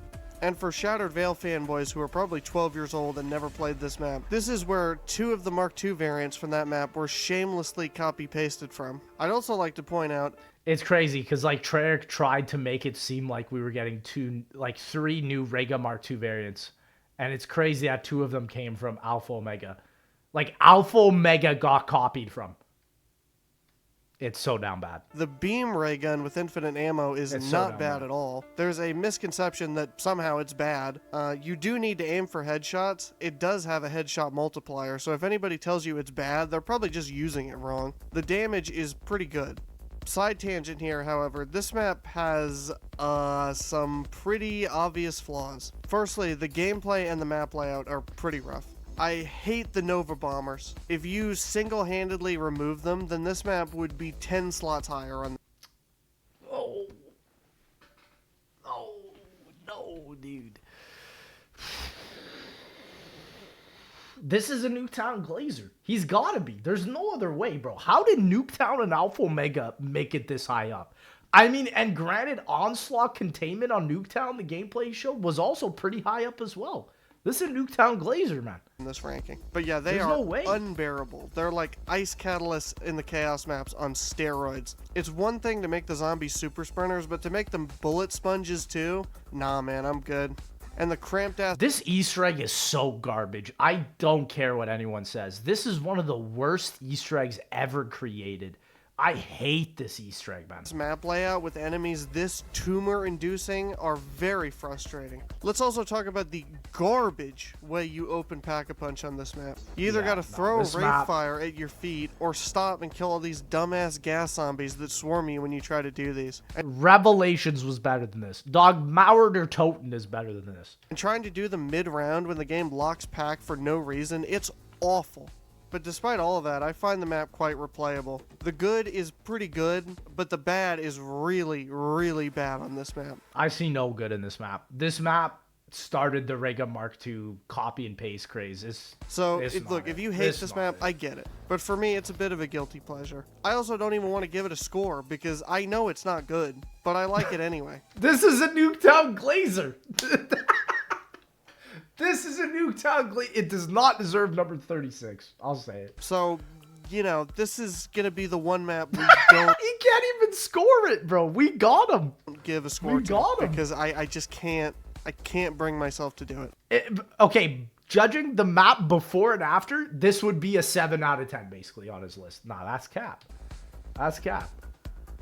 This one ranks high-ish because there's just kind of a vibe to this version of the map I can't explain. It feels very relaxing to play, actually. I don't know. I don't think Noct BO3 is better than World at War, but I don't Having know. perks and being able to pack, I still hate that the only way I can pack is through Gobblegums, but if I have to take that bitter pill aside for a second, I find playing this map in this game to be pretty enjoyable. It may be Yeah, this is also not better than BO3 Kino or BO1 Kino. There's no way. Controversial, but I do like the Wonder Fizz machine having all the perks in it on the map. Making it more playable is not bad, at least I don't think it is in this case. It's also a nice touch that there's no character dialogue on this map at all. Undone is still in this version as well, which is a phenomenal instrumental that really puts me in a good headspace when it comes on while I'm playing. I will say the instrumental in BO3 Noct, Kevin Sherwood, bro, absolutely killed it. Really slow spawns are a double-edged sword though. On one hand, yes, it's like the original map, but also it makes the rounds very, very slow, which depending on who you are can either be a good or a bad thing. I'm going to give it a 7 out of 10, although this one is probably just a guilty pleasure for me. This map is fun. Dang. Dude, like, it's crazy that the afterthought maps from BO4 being Alpha, Omega, and Tog are so high. Like, you have to think about it. These maps were not supposed to exist. Listen, I'm a Call of the Dead lover. I'm a Togger Toten enjoyer. But do I think it's better than a lot of the things that he said at this point? Nah. Fine. I'll start with the negatives first. I don't even know why the wonder weapons are in the box on this map. The wonder weapons on this map need to be deleted, for real. They're so rare, you might as well do the quests anyway. Thundergun quest is also really annoying. You have to do all of the challenges on this map, which takes quite a while, and arguably the Tundra Gun is better anyway. And that quest practically takes no effort. Big misconception, though, is that the wonder weapons suck. The reality is that they aren't even bad. They're just underwhelming, and people conflate that with them being bad. You have to think about it. Like, the reason I think they go as far as being bad is this map is the finale of Ether. The finale. The finale. CJ says disgraceful that it's this low because my brother put it number 1. I just think because this map is the finale, they should have went all out. And instead we got a thunder gun that shoots snowballs, man. Like, I don't know. And a Wonder Waff sniper that's just, I don't know. Regardless, though, I do agree, reskinning the Tempest from MP and making an elemental thunder gun on top of having it in the map already was pretty lazy. Also, the music box is pretty useless. This is one case where I would genuinely rather have Wraith Fires. The fact that the hits it takes to break the boxes for the heat pack are dependent on how many players are in the game is just totally stupid. Completely brain dead decision. Small gripe too, but Pablo takes way too long, man. Might sound minor, but it genuinely hurts replay value for me. Yeah, the Easter egg can be drawn out. Lastly, I want to give a special shout out to the Sharpshooter Challenge up at the top of the facility. Doing the solo without Winter's Wail is absolutely painful. It's impossible. You need Winter's Wail. Now for the positives. I like how Golden Pack allows you to circumvent BO4's terrible pack mechanic. True, Golden Pack's nobody fun. wants to sit there and pack their gun 5 times, dude. That part of BO4 is genuinely awful. I like the changes to the map layout. They're pretty welcome. It plays pretty good. The lava-filled spectacle during the final step of the Easter egg is great. All in all, the map is well-paced. Easter egg is okay. It has a decent amount of side content, unlike Modern Zombies, and it plays fine, but I really don't find myself coming back to it very often these days. I agree. Like, Modern Zombies will have, like, one good side Easter egg, and then just very little of the rest. Like, other than, I would say, like, Terminus had some fun side eggs. Like, BO6 has good side eggs. It's not like they're all bad. It's just there's not enough of them comparatively to the older games. 7 out of 10. This map and another one we're going to talk about a little later have been the only bright spots of Modern Zombies for me. It's crazy as well. One in the chat, if you saw the Twitter poll of the Zombies maps for BO6, Terminus was rated the worst Black Ops 6 map. It boggles my mind, dog. How was Terminus rated the worst freaking map below Liberty Falls? Below Liberty Falls. I mean, dude, that's such a fat L. I can never understand that. Even despite me saying that, though, this map is still just in the mediocre to good range. It falls prey to some pretty uninspired visuals, annoying boss spam, Modern Zombies mechanics, more on those later, and this map is too big for its own good. There's a lot of wasted space. Other than being used for side Easter eggs, you would never want to go to or train on any of these other islands. I do agree. There's a lot of wasted space, but I mean, it was at least bold in what it was trying to do. I'm probably going to be crucified for saying this too, but I think the Beam Smasher is a bit too weak. It is 100%. It's good for camping, and that's really it. Switching between the debuff and killing them with the beam is way too slow at health cap, especially when having to dodge super sprinters on top of it. Don't get me wrong, I think it's a good concept for a wonder weapon, and unlike most of BO6 so far, I really appreciate the fact that it's actually a new wonder weapon. Exactly. That's, I think, even something else that's got to be respected. Zarathos, thank you for the prime. Terminus being ranked really low really just shows that it's over. Plus, the map ain't even that complicated. Yeah, I mean, the fact that people put Liberty freaking balls above this just says everything to me. It says everything. My issue is purely with the balancing of it. Despite all that, though, I do have a decent time playing this map and doing the Easter egg on it. The boss fight is the biggest highlight of the map, and it's surprisingly good. The Talisman side quest is long, but pretty rewarding. I like the Talisman. It Talisman. actually felt like a BO3 or BO4 type side Easter egg, giving you something tangible that you can't get on any other map. Yeah. I also think it's cool that when you have this on and get a double points, it actually becomes a quad points, which with how expensive everything is in Modern Zombies, it's a very good item. Yes. My only gripe is, why is the last step for this all players required? It totally ruins the prospect of ever doing this with randoms. It makes zero sense. Unfortunately, though, none of the other side Easter eggs on Terminus really live up to that one, other than the Meteor Easter egg. The drop on it is quite good, and more often than not, it will give you a ray gun or a beam smasher. There's a couple free perk Easter eggs, but because there's no perk limit, they aren't really all that useful. Like, I agree. Like, who cares about free perk Easter eggs in BO6 and Cold War 2? It's like, just go and buy it. That's what I mean. Like, I do honestly miss the perk limit, to be honest, because getting a free perk meant so much more in BO3 as opposed to like today's games. I just think there should be a way to delete the limit in the game. you know? Like they were in BO3 and BO4. All in all, though, Terminus was fine. I had a prediction before BO6 came out that the game as a whole would be roughly 15 to 20% better than Cold War, and that's about where this map is. So I'm going to give it a 7 out of 10. I agree with that. The Giant, as I previously stated, is this weird middle ground between a remake and a remaster. Yeah, I mean, the Giant isn't one of the best Zombies maps. Let's just be real. It's not one of the best Zombies maps, but I don't think it's a bad Zombies map either. How was my trip? It was great. It was a lot of fun, man. I spent a lot of time in Spain, Italy. It was fun. It's a great time. Thank you, Joey, for the time. Really doesn't work as either. The Wonderwaff in BO3 in general is glitchy. They screwed up the vibe of the map. Cough, cough, snow. The map doesn't play well at all with BO3's crackhead lightning fast zombies, and that trash extra random perk machine Easter egg is an RNG abomination. True. Why is Deadshot even on this map? True. Why would you do this? True. Why is it a 50-50 if I get a great perk or not? It doesn't make any sense. The Giant at this point is just so whatever. Like the fact that Treyarch was thinking you'd want Deadshot over Stamina is just the funniest thing. I almost never find myself going back to play this. It's like Diet Chronicles in BO3 because very true. It's a remaster that doesn't have any of the additions the Chronicles maps got. It's only landing this high because it's Durice, and even the worst Durice is still fun to play. Durice is still 7 great. out of 10. Yeah. Had a hard time placing this one. OG Varrocked so high, man. Especially after ranking BO1 Varrocked so low. Listen, I like Varrocked. I don't think it's above all this other stuff that he just said, though. You do have to give it credit for introducing perks and traps, and it is still fun to go back to. But and also, yeah, Giant above Rev, OG Varrocked above, like, Revelations, Kino. Nah, man. The super sprinters are just annoying. Like, they come in as early as... Bro just hates the Winter's Owl. I mean, listen, I hate it too, but not this much. It's round 8, man. It's absolutely wild. The glitchy iteration of Juggernog in this map, though, with the Mach 10 speed health regen, does help balance the scales somewhat.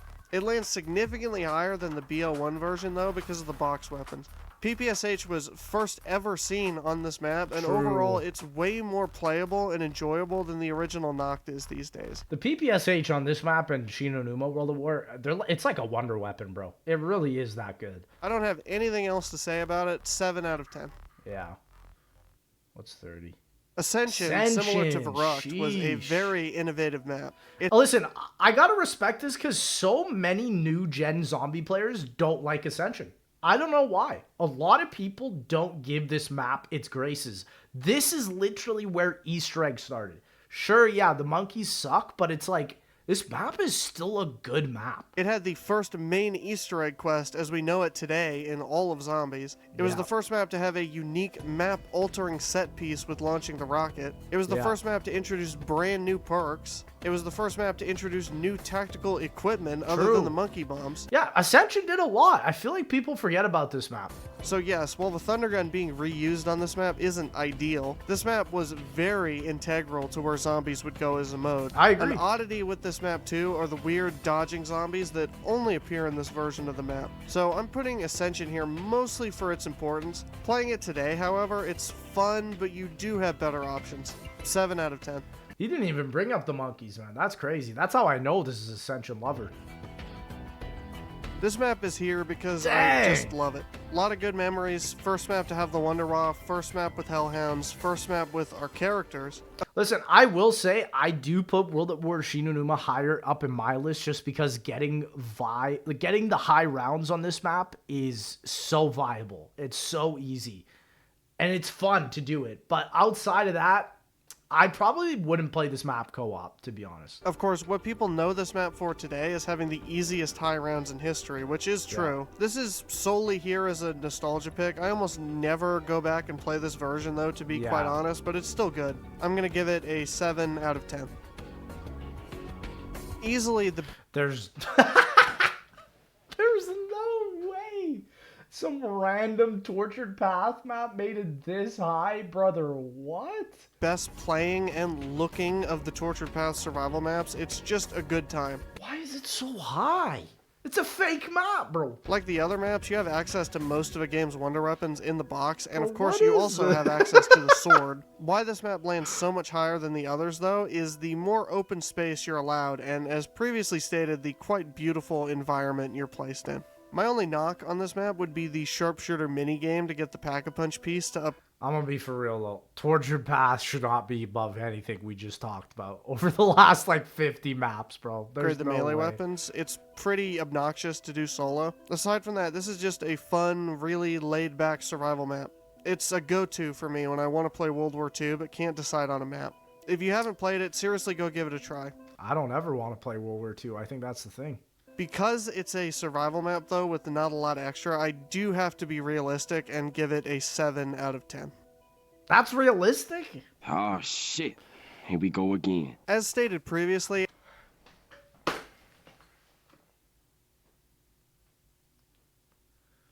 I knew what was coming. I knew it was coming. I was waiting. I knew there was going to be one pick that was just absolutely atrocious.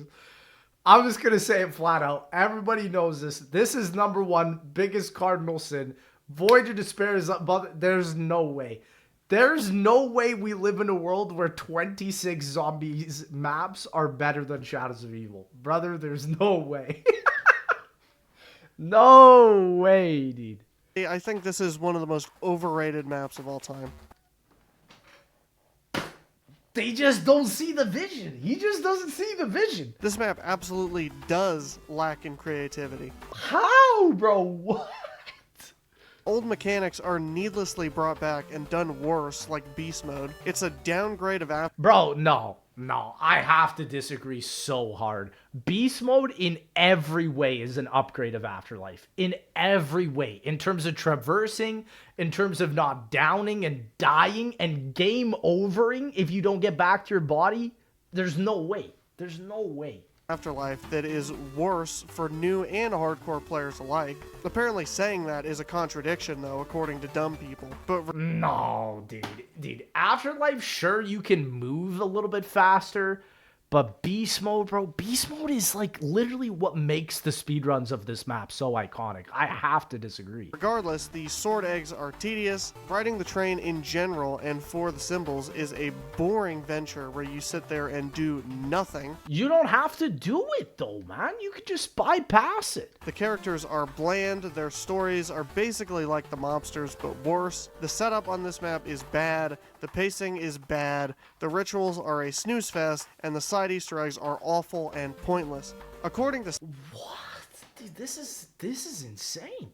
some people, though, the side Easter eggs being pointless doesn't matter because it just doesn't matter. Nobody explained why that makes sense. It's because this was the map that first introduced Gobblegum. And I mean, when you play with a good pack in your arsenal for this map's always going to be better. I think when you fully rely on side eggs, it's not as good. I have to disagree with this pick so hard. It's just not it. They just said it over and over. So it must be true, right? Why is it there if it's pointless? I don't know. I wish I was on the second plane of reality that these people are on to feel that way, but I'm not. However, there are things on this map that are good. The high rounds are fun. The branching path layout, even though it's been done to death, and I think it's kind of lazy here, works. It's a tried and true formula. Once you get past the boring setup, this map does go into a good flow state. It's crazy because it's like, I get what he's talking about with the branching out map layout, but I genuinely think Shadows does it in such a creative and unique way that's like never still been done before. Regardless of player count, and being able to flatten the Margos with the Silver Protector is nice. So purely for that gameplay experience, I'm going to give Shadows a 7 out of 10. That's just so bad. I just can't, dude. Seriously overrated map. I can still enjoy it, but you guys really can't take criticism of it. It's pretty funny. Dude, I just don't see what he's saying. I don't see it. And I know people are going to say, oh, it's ironic you telling us that we can't take criticism when you're complaining about what people said about the Black Ops 3 video. It's amazing. I already know what you're going to say because you all are truly a hive mind. He's a hater. He's a BO3 hater. Sheesh, man. Listen, I gotta respect it. Just he's standing on business. He's standing on his business, but is that the business that I agree with? Not at all, bro. Thank you, Splinter, for the prime, man. I want to criticize some of these picks, but I also put Dead of the Night as my second best map of all time. I mean, 27 for Shadows is crazy, bro. Like, this doesn't crack his S tier, man. Okay, say it with me. This map is not that bad. No, dude. Dude, Chaos did this, bro. Chaos did this. Chaos Exouncer did this. He put Voyage above Shadows. This is a Chaos Exouncer certified. He put Voyage above Shadow. Bro, what is going on in this world? There is no... No, dude. Dog, no. No. You feel better? No. Alright. Voyage has a lot of good qualities. We'll get to the bad in a second, but clearly a lot of love went into making this map, from the side Easter eggs to the details in the environment to how layered and long the main Easter egg is, to at least having a unique enemy that's only on this map. A bad layout does not make a bad map. I firmly believe... I can't agree with that. A bad layout doesn't make a bad map. I gotta disagree, man. They tried to make this one-to-one to the Titanic. The Titanic's original layout is not about being a zombies map. It's about being a ship that's accommodating, right? I just don't think that mindset works with creating a zombies map. I think, sure, it's a good set piece, but it just doesn't flow, man. Believe that, and don't get me wrong, the layout is horrendous, and there's several problems that arise from that, like not being able to find the box, annoying to learn part locations, things like that. It takes one, not two, not three, but 5 playthroughs just to get your head around how they laid this map out. I mean, Shadows, you instantly figured it out. How can you say this is worse than Shadows, man? I don't get it. At least that's how it was for me in 2018, but I do think this map has a lot more good than bad. Firstly, the main Easter egg is replayable, challenging, and I think well designed. Nah. I can't agree with that. The stupid step of shooting the pipes with a specific acidic kraken, like, there's so many questionable things they did on this map. The planets, dude, there's like no cohesion, man. It also caps off with a genuinely great boss fight. Listen, I do agree. I think the boss fight is one of the best boss fights in all of Zombies. I have to agree with that. But, like, getting to that point is so just not it. I don't love the first step, that being the clock puzzle, but the rest of his Easter egg is fantastic and really well paced. The shield upgrade is really goofy and fun to do. The free perk on this map is also really simple and easy to do, and unlike modern zombies, it's actually rewarding to do these. I also have to say Kraken is arguably one of my least favorite wonder weapons, probably of all time. I think the Kraken is still to this day just not it. People give the Kraken and its elemental variants a lot of unfair hate as wonder weapons, but I enjoy using them, and the distillation kit allows you to basically have infinite ammo for all 4 variants. That's also why I think the high rounds on this... It would be great if the infinite ammo was actually useful, but it's like getting to round 100 only using a Kraken is nightmare-inducing. This map are pretty enjoyable, all things considered. Voyage was the subject of a hate mob at the time of its release because people took one look at the layout, and on top of the other issues BO4 had, they just said, nope. But if you peel back the layers... Nah, Voyage is still not it. I'm sorry. ...on this map and actually give it a chance, there's a lot to enjoy here. And if you compare it to what we're getting now, for the most part, Voyage looks better and better as time goes on. In that regard, I do agree with that point, but I still don't think we should be holding this map to such a high standard. There's no way. We're going up to an 8 out of 10. All the maps from this point on are absolutely good maps. So A-tier maps we're getting into. This is another one that I think is quite underrated, primarily because a lot of people either skipped World War II or only played the Final Reich. But alongside that map, this is one of the other bright spots of World War II Zombies. Dude. Listen, I don't think Shadow Throne is a bad map. That's the craziest thing. I just think this map is ugly visually, personally. I think there's good to be had in this map. There's a lot of bad in the Easter egg, though. The Wonder Weapon's great, but... the boss fight's fun too, but it's just like, dude, it's just not better than Shadows of Evil, man. Come Zombies. The map itself is quite small, but through the melee weapon quest, they managed to pack a lot of things into it. Unlike Frozen Dawn, the quests here feel appropriately long and the puzzles are well put together. I always find it satisfying to open the safe for the switchblade. You actually need to turn the dial left and right like an actual lock. Unlike modern zombies where they baby you and you just input the numbers through a HUD element on your screen. I also think it's a nice touch in the Bat quest where if you give the smuggler a pack-a-punched weapon, he survives. This map isn't perfect though. The boss fight is pretty bad, like really. I don't think it's that bad. I think it's honestly one of the better ones in World War II. I just think like this map doesn't really have a lot to like stand on, you know? I don't think I'd ever go back to play this map, for real. Bad. It's a really tedious exercise in patience because the boss in each of his phases has these really annoying damage caps. That basically means the boss will take roughly the same amount of time each time you fight him. This also means in co-op, it's best for one person to deal with the boss and for everyone else to go pound sand and train zombies around. I will give credit though, the blimp is a cool environment and I wish you could go back after the boss fight were finished. This map will also get an 8 out of 10. Once you learn it, That's it's generous. pretty replayable That's and generous fun for despite sure. the bad boss fight. I mean, it's town. How is Town above Shadows of Evil, bro? What? You know, we all played What, bro? this instead because even back in the day, Transit was terrible. Listen, I like Town, but I'm not putting it above SOE, bro. I'm also rating There's the no grief way. portion of this map too because I have so many great memories of knifing people into lava, or especially the people who would AFK. You could just kill them right off the rip. Okay, so he's rating Town grief here as well. Listen, I think Town is probably one of the best experiences in BO2. I agree. I don't think it should be this. The troll Crazy. potential for the EMPs You are not was ready for endless, what's too. coming? You had to make Oh, the choice. brother. Do I EMP Jug in the hopes Yeah, their there's a team lot dies of stuff faster, or that's save it coming for on. one of them pack-a-punching, or cripple them in some other way? One huge pro for this map in Grief 2 is that because the map was so confined, you didn't have to worry about zombies spawning in too slowly with 8 players. Like what can happen on Cell Block if people are too far apart. Grief on this map was a pretty good time. Survival-wise, it was a fun playground when BO2 came out, and it feels good to play with friends to this day.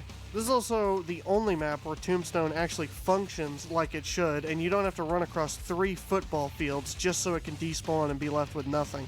I mean, it is a universally loved map. Everybody really loves Town, but not over. I'm going to give Town an 8 out of 10. Not over It's still SOE. fun.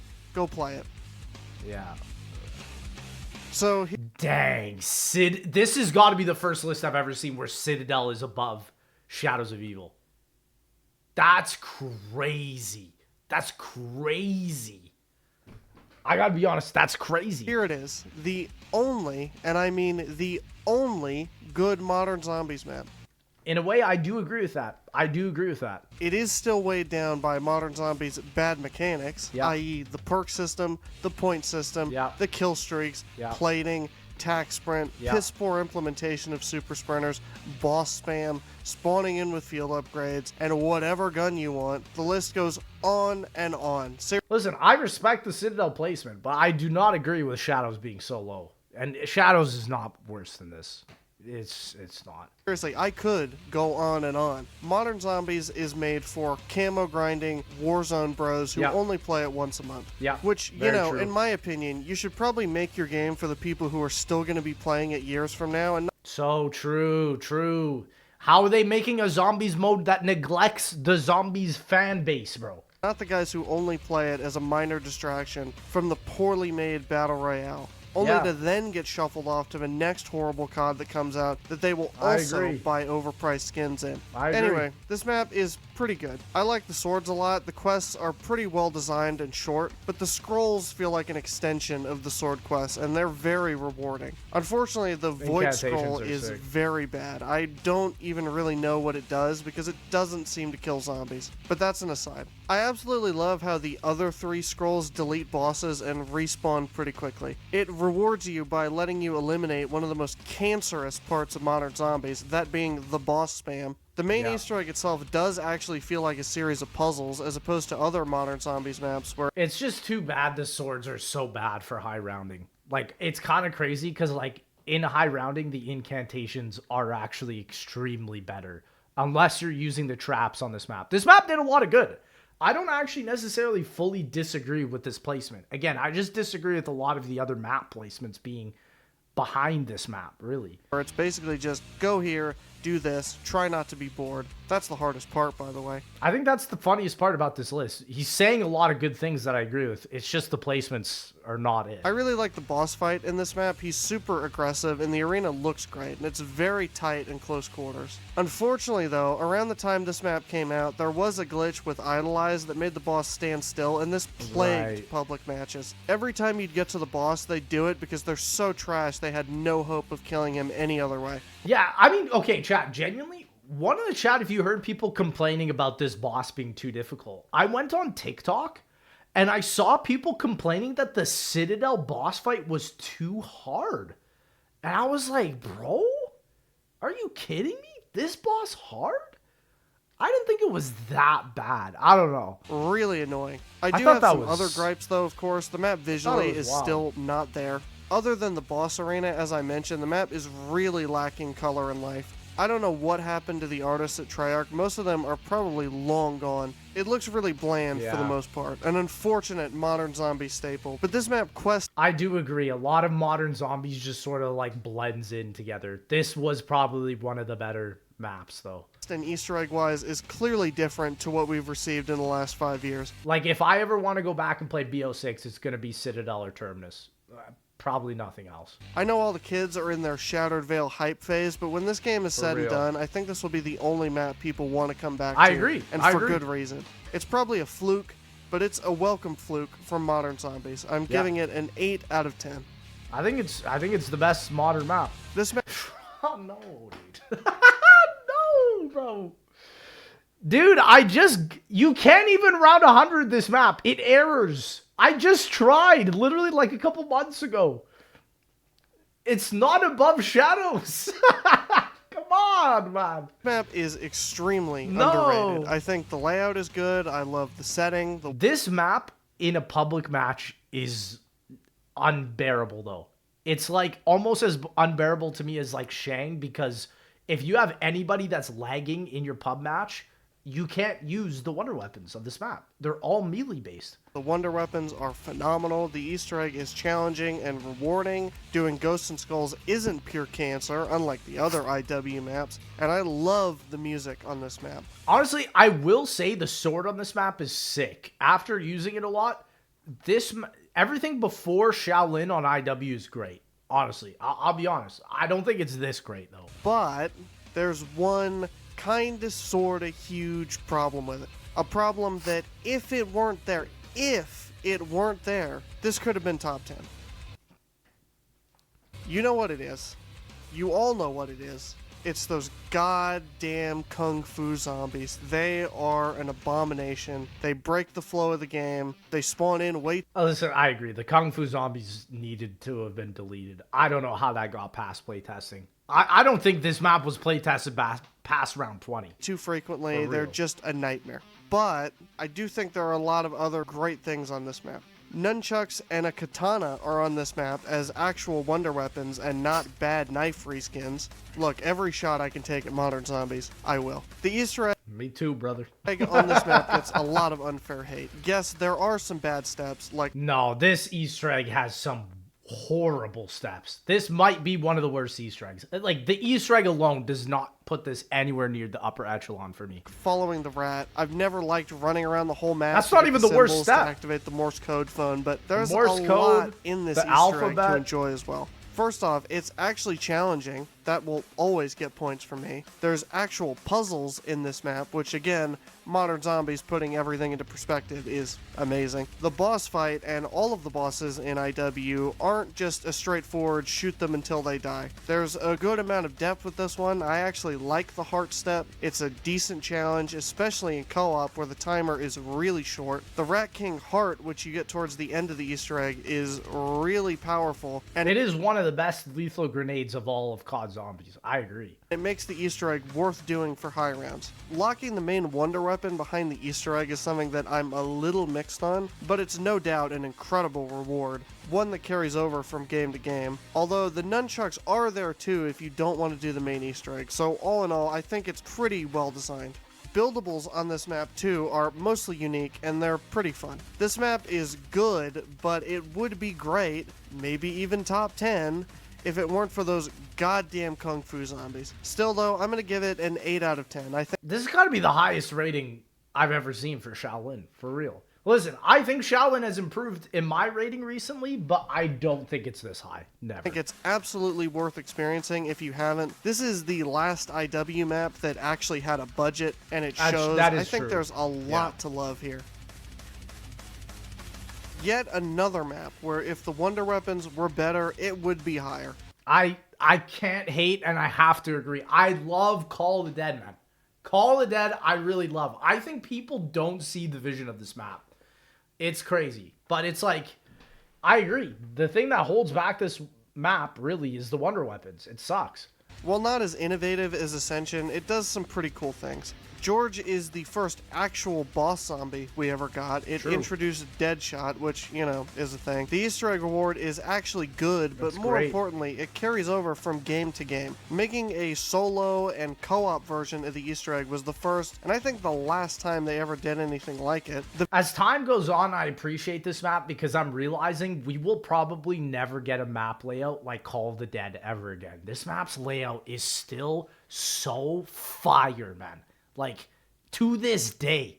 This was made 15 years ago, and the map layout is incredible. The VR11 in co-op isn't useless like it is in solo, but in a mode where the main appeal is killing zombies, buffing your teammates so they can kill all the zombies is not very well thought out in my opinion. I agree. It makes the game a pretty boring experience. That's why this map might just have some of the worst co-op high rounds ever. Not to mention, there's no aim assist on your teammates, of course, so be prepared to miss some of those valuable shots if they're moving even slightly.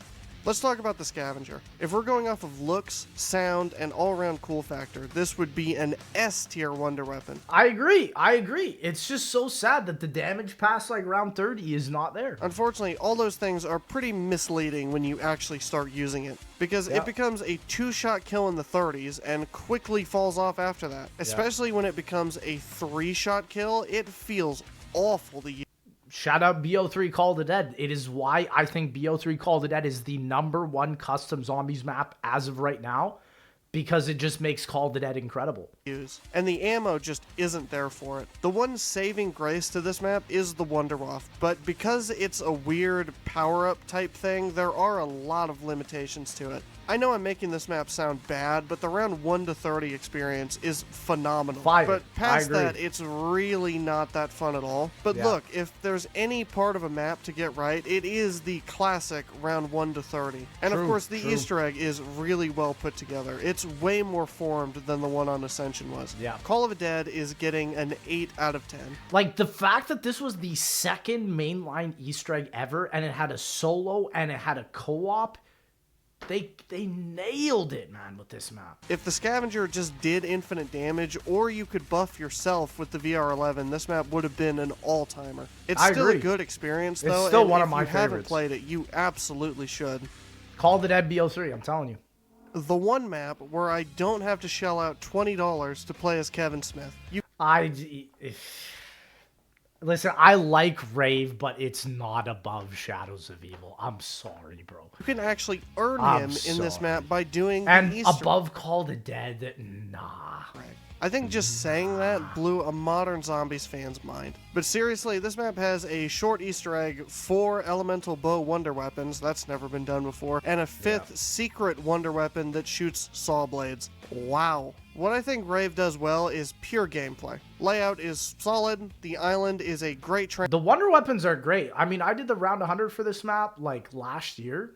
The wonder weapons make this map actually enjoyable, to be honest, but 20 training spot, but as a trade-off, the only thing over there is Pack-a-Punch. The water where the fish trap is located is probably the best training spot. The trap itself is great too, but it only works if you have the frog charm, which gives you full movement speed inside the water. Because you can only put charms on normal guns, that means you can't carry 2 or even 3 crossbows at once if you want to train over there. There's another trade-off. Even though the Easter egg is short, I do think the boss is pretty good. I do also want to give a shout out to the Trap-O-Matic. It's definitely the most creative of the wonder weapons, even though it's the one that everyone seems to hate, because you can't just use it as a panic button when you're trapped, and you actually need to aim with it. So it makes sense that a community filled with people who aren't as good at zombies as they think they are would hate it.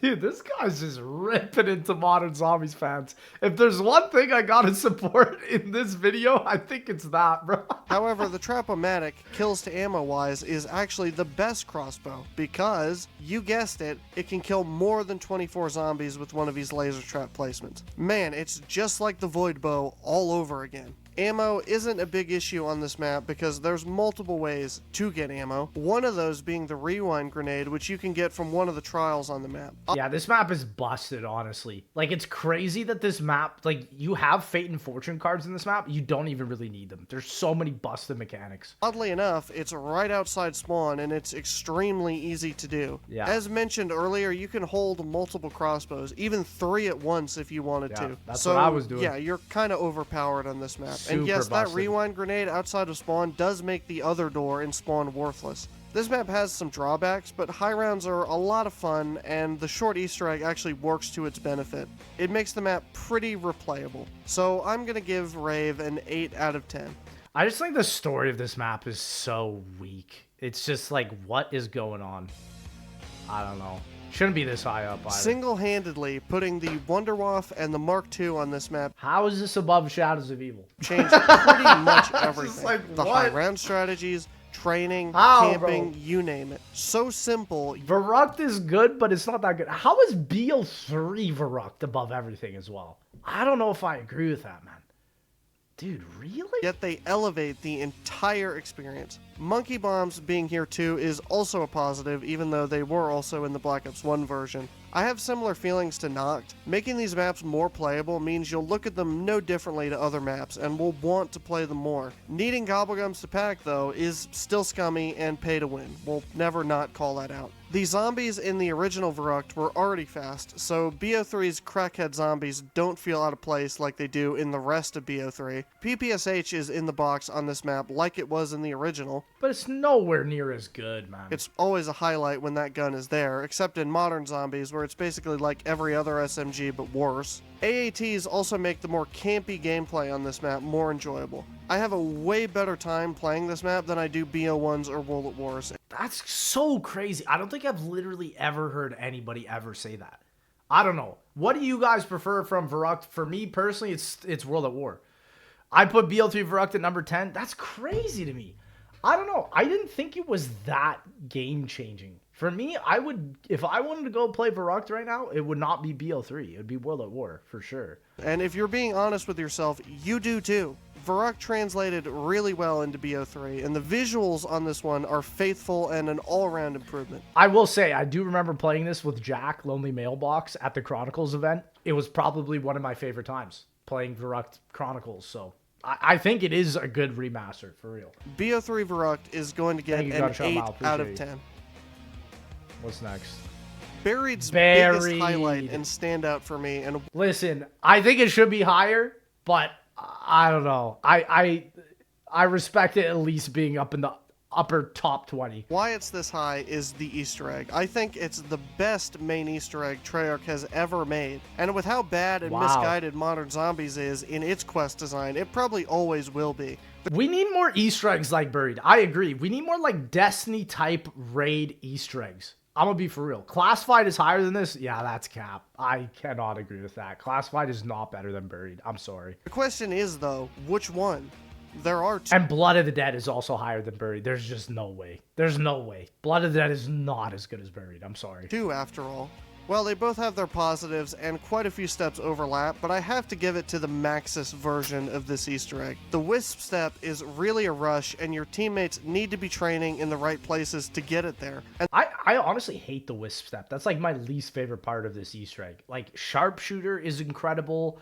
All of the like round infinity. I like the Richthofen side way better. And the bells are a really well put together set. Bells are exciting fun too. and gets everyone involved. Those two steps are the biggest differences, but I also have to shout out the infinity round step in the Richthofen Easter egg. Really intriguing and fun step where everybody's running around checking bodies while trying not to die. Of course, the thing that caps this Easter egg off, regardless of the side you're doing, is the sharpshooter step. It's really simple, but it's a great way to end an Easter egg. And the super egg rewards, man. The super egg rewards on this map are still to this day some of the best Easter egg rewards for a super Easter egg probably ever. And of course, there's always one guy in your team who can't hit them all, and you end up sitting there shooting targets for over an hour. But again, it incorporates all 4 people, and it's satisfying as hell to do. People complain about 4-player required Easter eggs, but it is implemented perfectly here.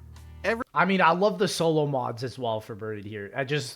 Buried is such a good map. It's such a good map. I will never tolerate Buried hate. Everybody has something to do for most of it, and the coordination required makes it an enjoyable experience for everybody. 4-player Easter eggs are not the problem, it's how they're handled. Look no further than Buried. Now for the rest of the map, for me, it's just okay for the most part. Vulture Aid is a great and creative perk, even though it is overpowered. The Paralyzer is cool for flying around, that's a great feature, but the rest of it I find kinda meh. Layout-wise, buildable-wise, and They nerfed the Paralyzer, though. That's not even the Paralyzer's fault. Weapon-wise, this is a pretty campy map. Not really my preferred way to play zombies. I don't think training on this map is even viable. At least, I don't know of any good spots for it. The Super Easter Egg is cool, but the rewards for it are only for that game, and it resets your entire team's Easter egg progress on all the Victus maps, which is extremely lame. It even resets the nav card tables, which is horrendous. So, look, if I wasn't counting the Easter egg, this map would probably be in the middle of the list, but I love it so much, I have to give it fair credit. A great main quest can really lift a map on its shoulders. That's why Buried gets an 8 out of 10. How in the world is Blood higher than this, then? How in the world is Blood of the Dead higher than this with that criteria? That doesn't even make sense. Another remaster that's better than the original in every conceivable way, other than the issues BO3 has. Like, listen, I agree. Just with the new Gobblegum, it literally solves the monkey problem that everybody has with Ascension. So I do agree. BO3 Ascension is always the better one. Cancerous microtransactions. I agree. And crackhead zombies. But everything else is better here. In fact, those cancerous microtransactions are actually countered by the map itself. Those incredible monkeys will take most of a scrub's perks if he pops a perkaholic. It is truly beautiful to witness. Some of them hate it so much that they play this map as a no power challenge. Those monkeys scare them so much they won't even turn on power. He's just ripping into everyone. I mean, it really doesn't get much better than that.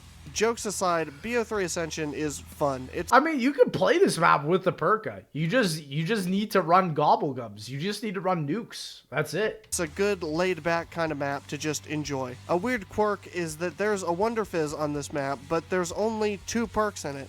Deadshot and Double Tap, and the monkeys can't steal either one. A weird rule in Chronicles, other than on Origins, is that if the perk has a machine on the map, it's not in the Wonder Fizz. Ascension is a classic. It's even better here. Enough said. 8 out of 10. I agree. BO3 is better than the BO1. I agree. Now, I said it earlier. Bro, how is BO3 Shino so high up? This is like my least played BO3 map. Like, I don't see the appeal in this. Above Shadows, bro, there's no way. I love Shino Numa. This is by far and away the best version of it. Really? Being able to slide through most of the water and completely bypass it feels great. Makes the map play way better. Just like the other World at War maps in BO3, being able to pack a punch and the Mark II being here are just awesome quality of life additions. PPSH is on this map too. Lads, like, I think I've genuinely played 2 games of BO3 Shino Numa, and I have not enjoyed either of them. I remember playing this map with Jack at the Chronicles event and being so bored. We were just like, bro, let's get to Kino and Origins, dog. Like, I'm not playing Shino Numa. Have to call it out. I just love playing it. The training is fun, camping in the huts is fun, especially in co-op where people can watch the windows. Shino Numa to me is just quintessential zombies. 8 out of 10. I hard disagree. I don't think I Okay. really need to explain this one, but OG Darius has to be top 15. I agree. If you rate OG Darius low, in my opinion, you're not a Zombies player. You're not a Zombies player. This is one of the best zombie maps of all time, hands down, still to this day. I'll try.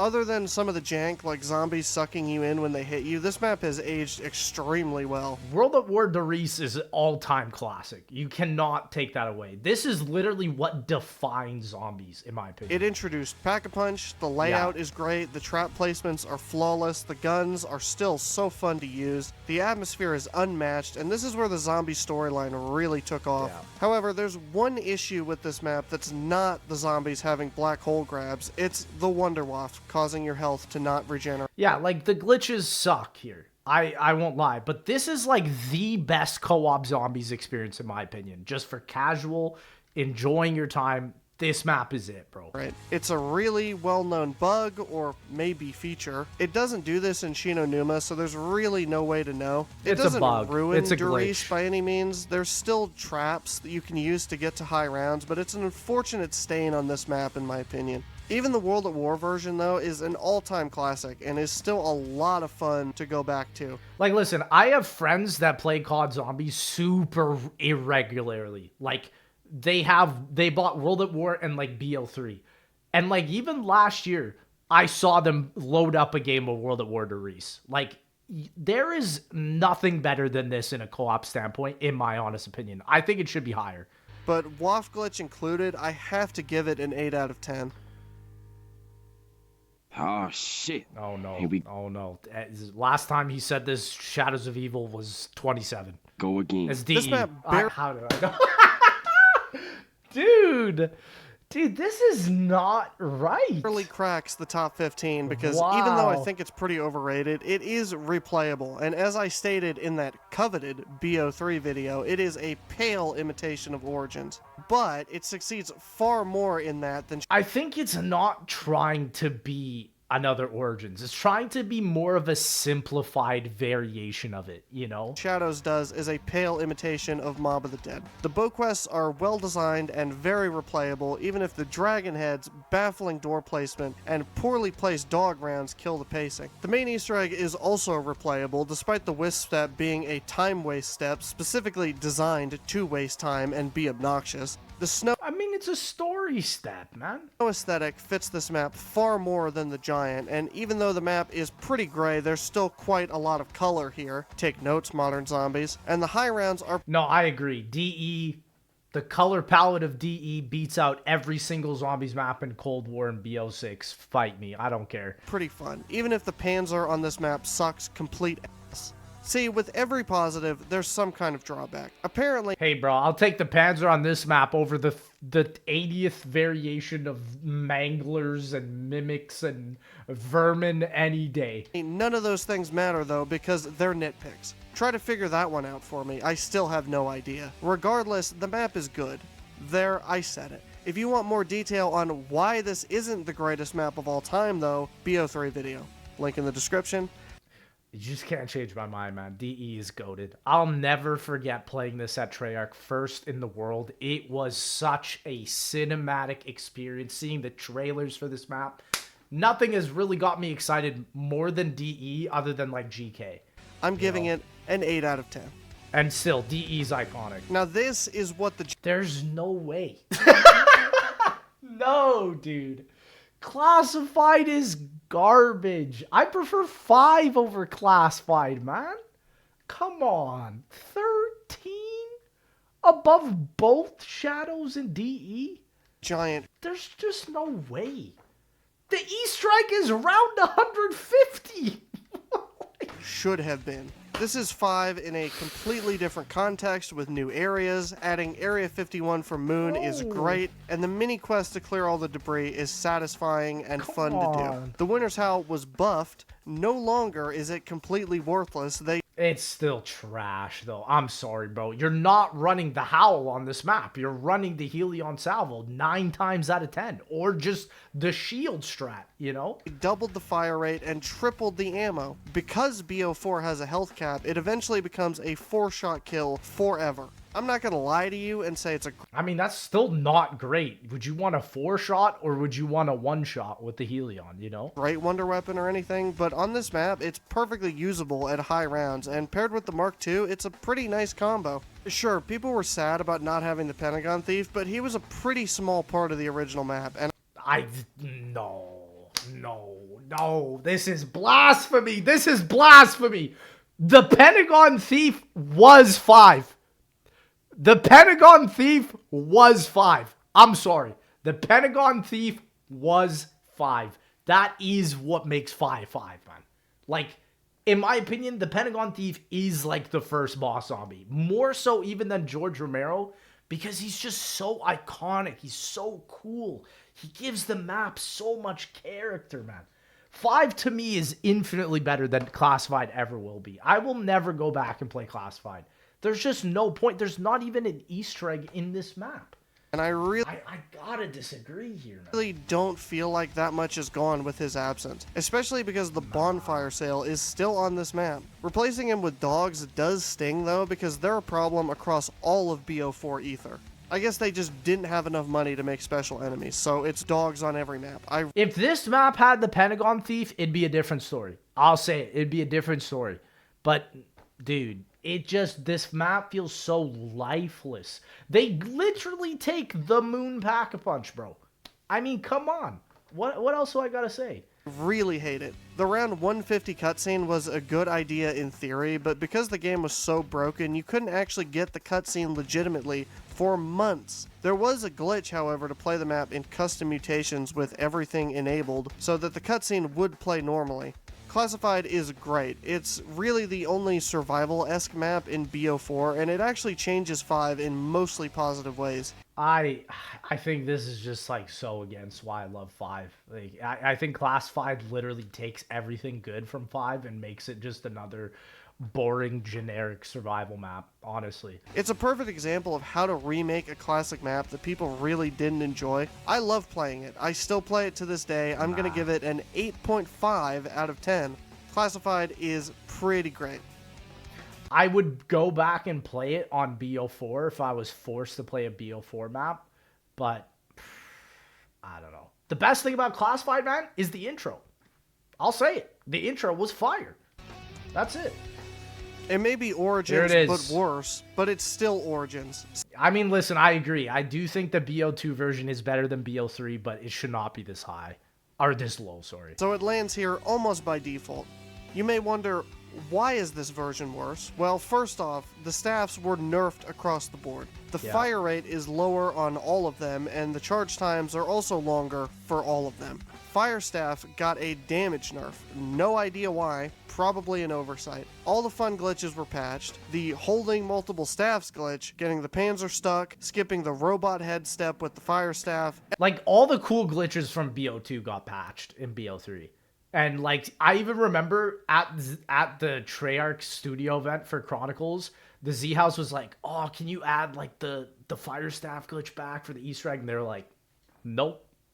And we were just like, all right. And oh yeah, that elemental part, there are no elemental punches in this map at all. It just upgrades your punch to do slightly more damage for that step in the Easter egg now, which is peak laziness.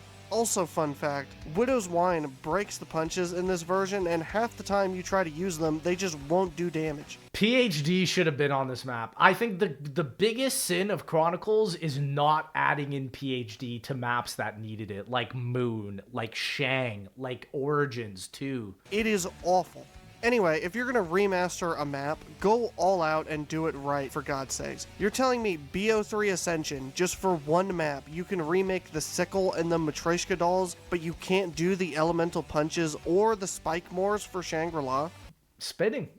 I agree. I just don't agree with this placement. It's like a bad joke. It really is. Also, the Panzer in this version is pure trash. They broke him completely. Killing him with normal bullet guns when he spawns in now on round 8 is pure hell. I think they accidentally broke his headshot multiplier. It's like it doesn't even exist now. To be clear though, it isn't I don't think he's that bad. I don't all know. worse in this version. There are some small touches I appreciate, like how the Tommy gun is now a wall buy at the bottom of the mound. The golden helmet is actually modeled on your character. You can hold 3 G-strikes instead of only having 2, like The G-Strike upgrade is big, yeah. in the original map. Yeah. That's pretty much all I got. That's not a It's lot, though. still Origins, The BO2 Boomhilda is infinitely better than the BO3 one as well.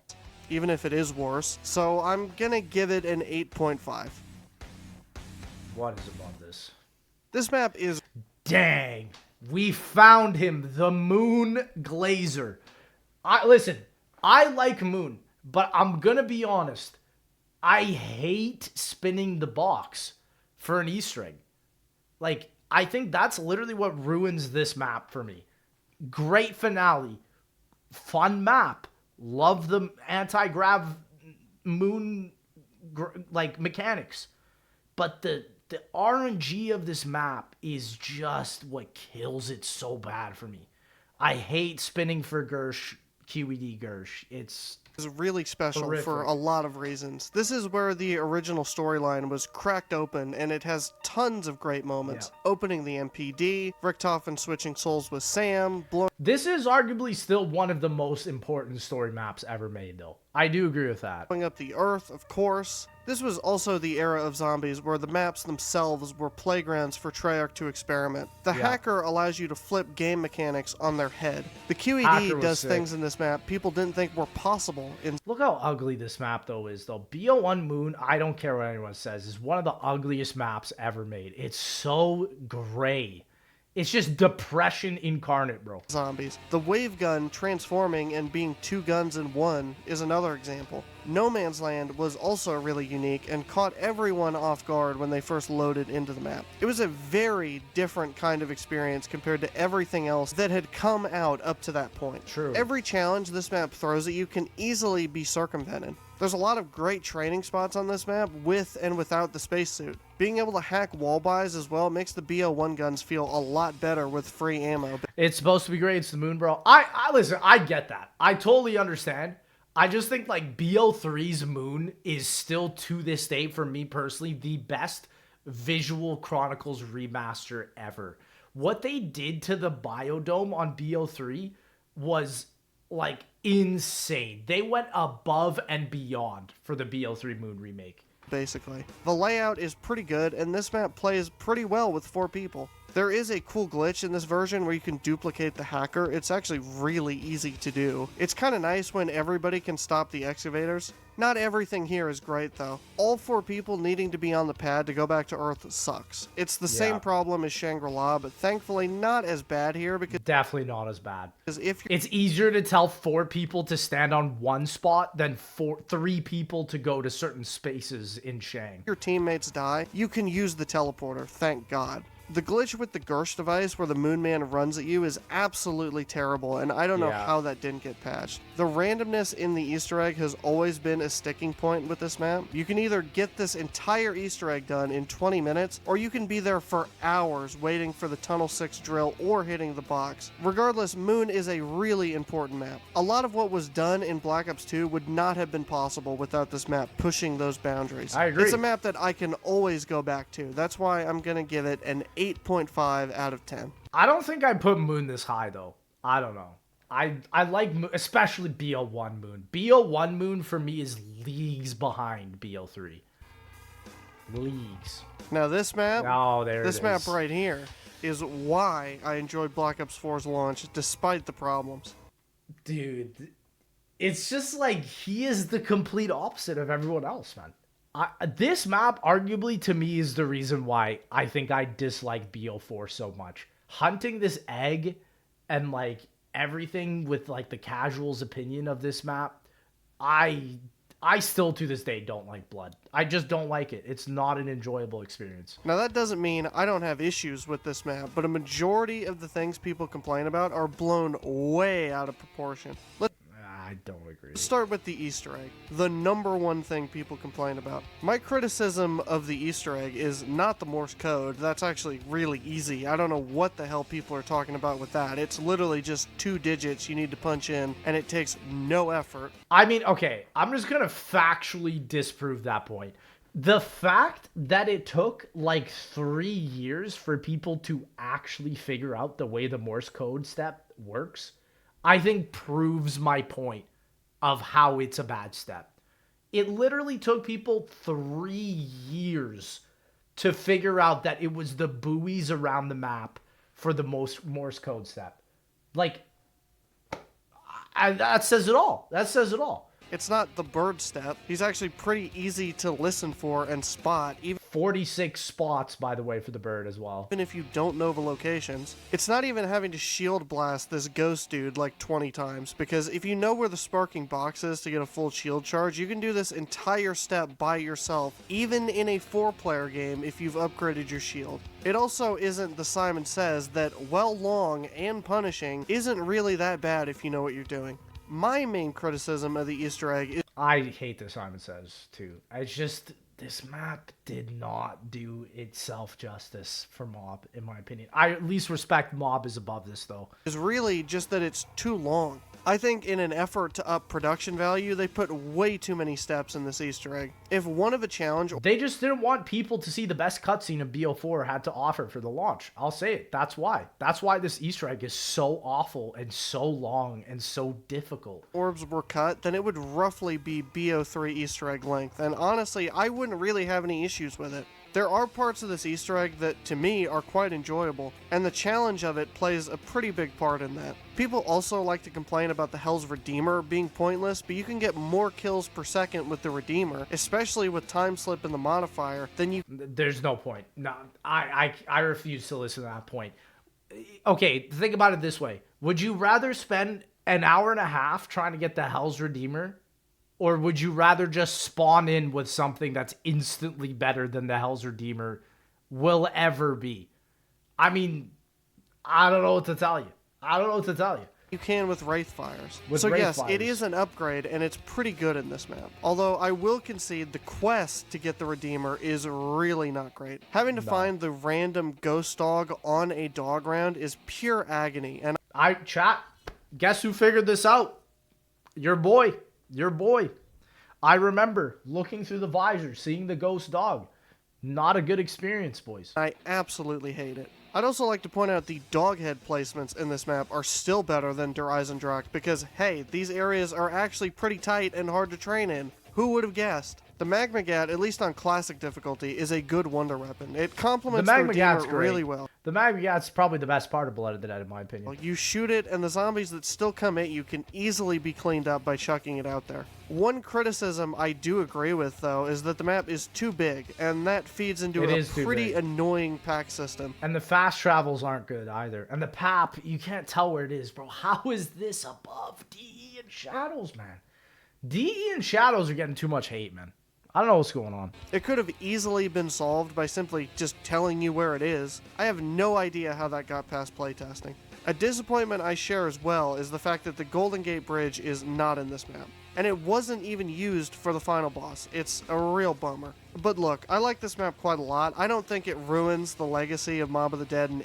In my opinion, it does. I think this map arguably is what set the tone for the rest of BO4 being so atrocious. Anyway, the people who unironically say that are total clowns. I like the setup, I think the catwalk is awesome and a great way to get points if you play it smart. Unpopular opinion as well, but the shield replacing Afterlife is perfectly fine to me, and I don't have any... Nah, dude, no, the shield, I can't agree. The shield is literally, in my opinion, what makes this map so hate. Like, how can he say that and then say he doesn't like the Hell's Redeemer step? That's literally a shield step, bro. I mean, that's like literally contradicting your own point. An issue with it. It's pretty powerful too, and it can even revive teammates. And whether you like it or not, it's definitely one of the most unique shields we ever got. The Mark II being added to the... I mean, I won't lie. I just think like it should be 1 zombie per soul charge. It shouldn't be 3. I think that's just what makes us so agonizing. This map later on as well made it even better. I flat out really like this map, and unlike Alpha Omega, there are no qualifiers to that. I think it's straight up a good map, and I really don't get why people were let down by it. I mean, dude, it's just, again, I'll say it simply. People would have rather preferred BO3 Mob of the Dead over Blood. Simple as that. Blood of the Dead is getting a 9 out of 10. Go get a Hell's Redeemer, a Magmagat, and a Mark II, and get to a high round, and try to tell me this map sucks. I mean, listen, it's a fun map for high rounds. I'm not going to lie. The traps make it easy, but the Easter egg is literally just unbearable. I couldn't imagine still thinking that afterwards. Even taking the Easter egg out of it, I always have a good time on this map. The bones of Mob make the layout good, and I honestly like everything they added. The hate for this map seems so forced to me. I guess BO4's launch broke people's brains, and they just can't look at anything in this game objectively. It's really strange. I mean, all games have that, though. I don't think that's too much. What's 9? This is the best Durice. BO1 Durice the best? I guess just because it fixes the glitches from World at War? That's crazy, though. It may seem out of left field with how lackluster I think the... Listen, I can agree with that, but I don't know. Personally, I do prefer World at War, even with all its bugs. Other BO1 remasters are, but this one is different. Compared to World at War, the Wunderwaffe does not take your jug. Some of the BO1 box guns are actually welcome here, like the crossbow, ballistic knife, etc., etc. The crossbow's cool. But unlike BO3, all of the World at War guns are on the wall. It doesn't have BO3's crackhead zombies, and it doesn't have World at War's glitchy zombies that suck you in when they hit you. It feels normal. Quick Revive, of course, also works in solo. It has all of the quality of life features with none of the annoying things in BO3. Durice is one of the maps that, even though it's basic, it's infinitely replayable to me. So the best version of Durice had to rank this high. It's just the law. 9 out of 10. It's just the law. Now, wow! Final rank this high is crazy. Listen, I don't think it's a bad map. I actually like Final Reich. I honestly think it's an A-tier map. I genuinely think it's an A-tier map. But it's not number 8, bro. Don't worry, I'm not going to stand on a soapbox and wax poetic about how underrated World War II Zombies is. As you've seen so far in this list, it's a very colossal hit or miss kind of game. This map, though, it's pretty good. This was the best map in the game, I gotta say. Great, even. When World War II came out, some balancing issues that would be fixed later aside, people thought we'd be in for a great year off the back of mostly this map alone. It has a cool atmosphere, great wonder weapon. One in the chat, if you remember the trailers for Final Reich, bro, the trailers for this map were goated.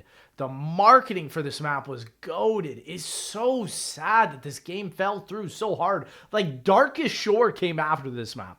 Really well made Easter egg that has 2 versions. Great. Again, the marketing's never going to be as great as a map like Shadows or DE, but still, like, for a new game, I don't think I was ever as hyped for a new game as I was for World War II over any non-Treyarch game, I think. Like, because remember, everybody was hating IW when it first came out. You know? And difficult character challenges. It's a pretty great start for the story, too. It sets up a lot of questions and brings out genuine intrigue. And unlike what Treyarch has I wouldn't put it top 10, though. done with the story since Black Ops 3, it isn't cringe. But there are downsides to this map. There kind of has to be, right? Starting off, charging the Reaper battery sucks. Just completely. The bombers aren't the issue. It's the trash saw blade trap that feels really inconsistent. It's not hard to do. It can just be really frustrating. The jump scare zombies are also spammed way too much in this map.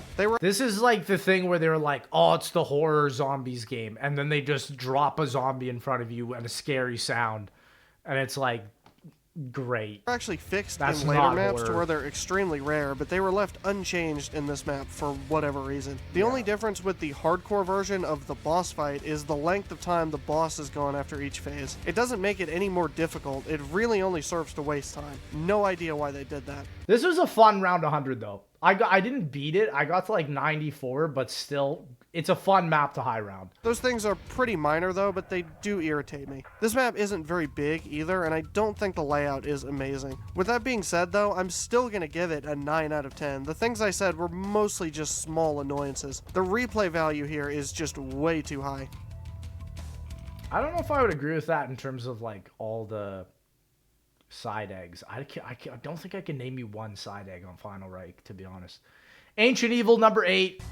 You know what? It's fair. This map should have been the lifeline BO4 needed, but unfortunately there was so much bad will in the community by that point. Yeah, I mean, dude, if I will say, if Ancient Evil was DLC 1, BO4 could have been in a different trajectory. It's insane how even like the placement for each of the DLCs of BO4 is literally what led us to modern zombies in a lot of ways. People didn't even give it a chance. Not saying the hate wasn't justified, the game wasn't functional for 6 months, fair enough. But this map is pretty special. It is a beautiful looking map. Dude, it's so wild though. He put this at 7 and 9 is at like 40. That's so wild to me, bro. And I prefer 9, honestly, over Ancient Evil. With tons of detail and historical references. This map also has an incredible shield. It may not be the most effective necessarily, but it's a lot of fun. The 4 gauntlets all feel distinct, and their upgrade quests are very simple. The Pegasus Strike is probably the most overpowered special grenade they've ever made, in a good way. The main Easter egg is one of the best Easter eggs they've ever made, and the boss fight is one of the best boss fights they've ever made. I think the boss fight is kind of whatever, to be honest. I don't know. I'm not as big of a fan of the Ancient Evil boss as I am the 9 boss. I think the 9 boss is better, personally. This was also the map where trials were introduced. The entire system verbatim would be I will say the Ancient Evil boss arena is cooler, but I don't know. I just think like you shoot the Pegasus, he falls, and then you shoot the guy. It's like very generic. Whereas like 9 is like you actually feel like you're in an arena. Shamelessly copy-pasted into Cold War, but honestly it works way better in this map. The rewards here actually matter, and it isn't just a glorified wonder weapon dispenser for bad players who don't want to build them. You can get self-revives, free perks, a copy of the Pegasus Strike if somebody has already built it, etc, etc. They're worth doing even late into the game. Sadly, we do have to talk about negatives now. One big flaw in this map, it's that damn horse ride to get to the second half of the map being all players required.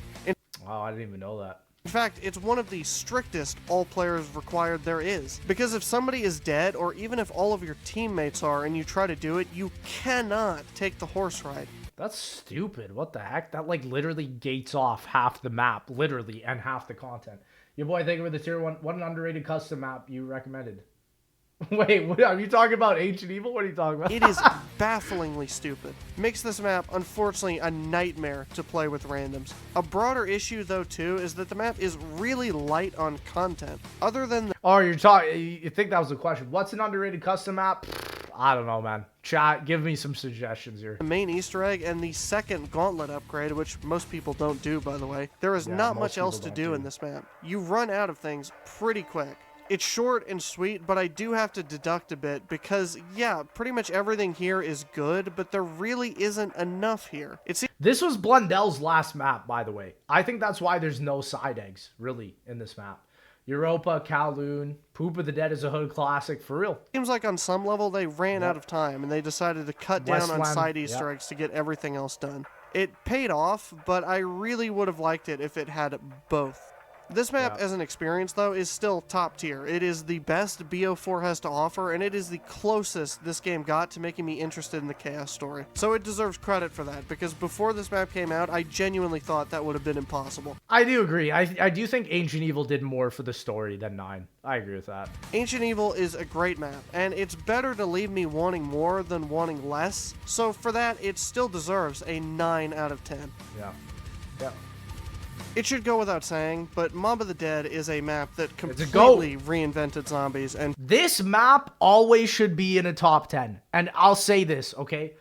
Mob of the Dead should always be a top 10 zombies map because it literally saved the mode.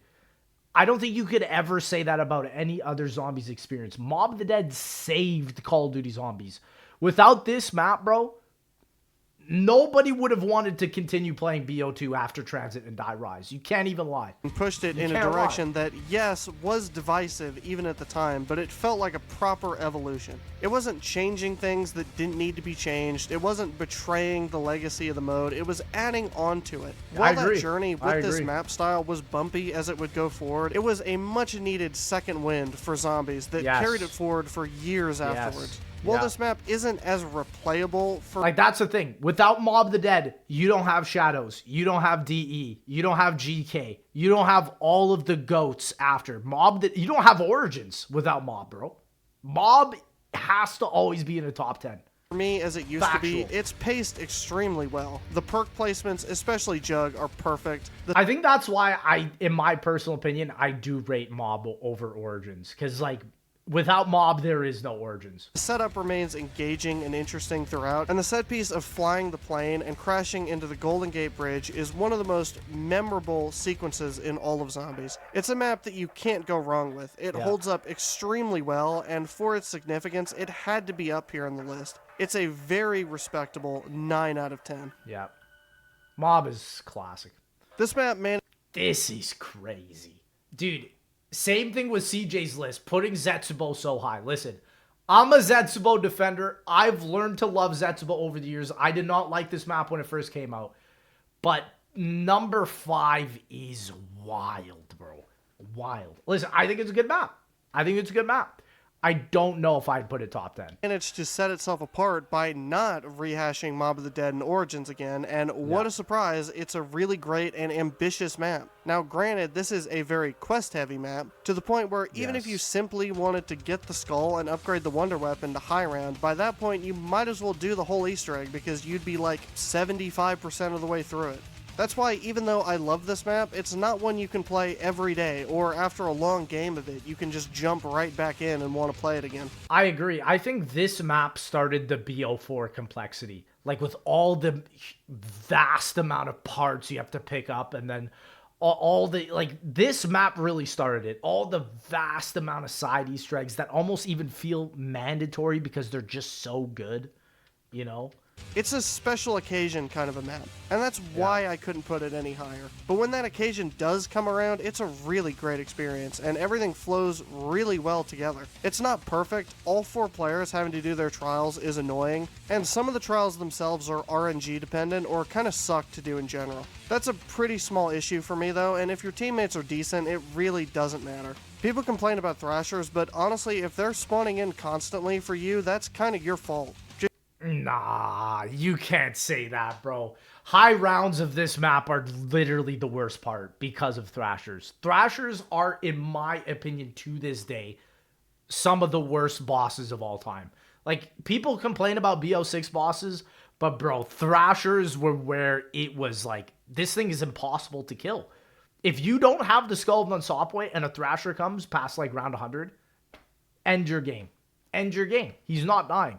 Or use a trap and hope for the best. Just shoot the spores, dude. It's not that bad. And you have weapons to delete them, like the Marshals, which are incredible in this map and are a lot of fun to use. People also love to complain about the map being glitchy, but that only really existed when it came out on PS4. Launched. Yeah, I agree. It's not like that anymore. Thank you, Ozzy, for the gifter. In the nearly 9 years that this map has been out, and even right after it came out on Xbox, I haven't experienced any major glitches. That's just a dumb talking point that is somehow echoed throughout the ages. Makes no sense. I don't hear that much nowadays, to be honest. Spiderbait is probably the best side Easter egg they've ever made. You actually need to progress really far into the map and earn this one, unlike the mutant injection. We need more Easter eggs like Spiderbait. I know a lot of people like to say like the Aetherella and BO6 was Spiderbait. It's not the same, bro. Spiderbait was so much cooler. Which has pretty much ruined BO6 high round, so that's cool. Anyways, Zetsubo is incredible. There's no other map like it, and there's really no major flaws in it for me. It's gonna get the first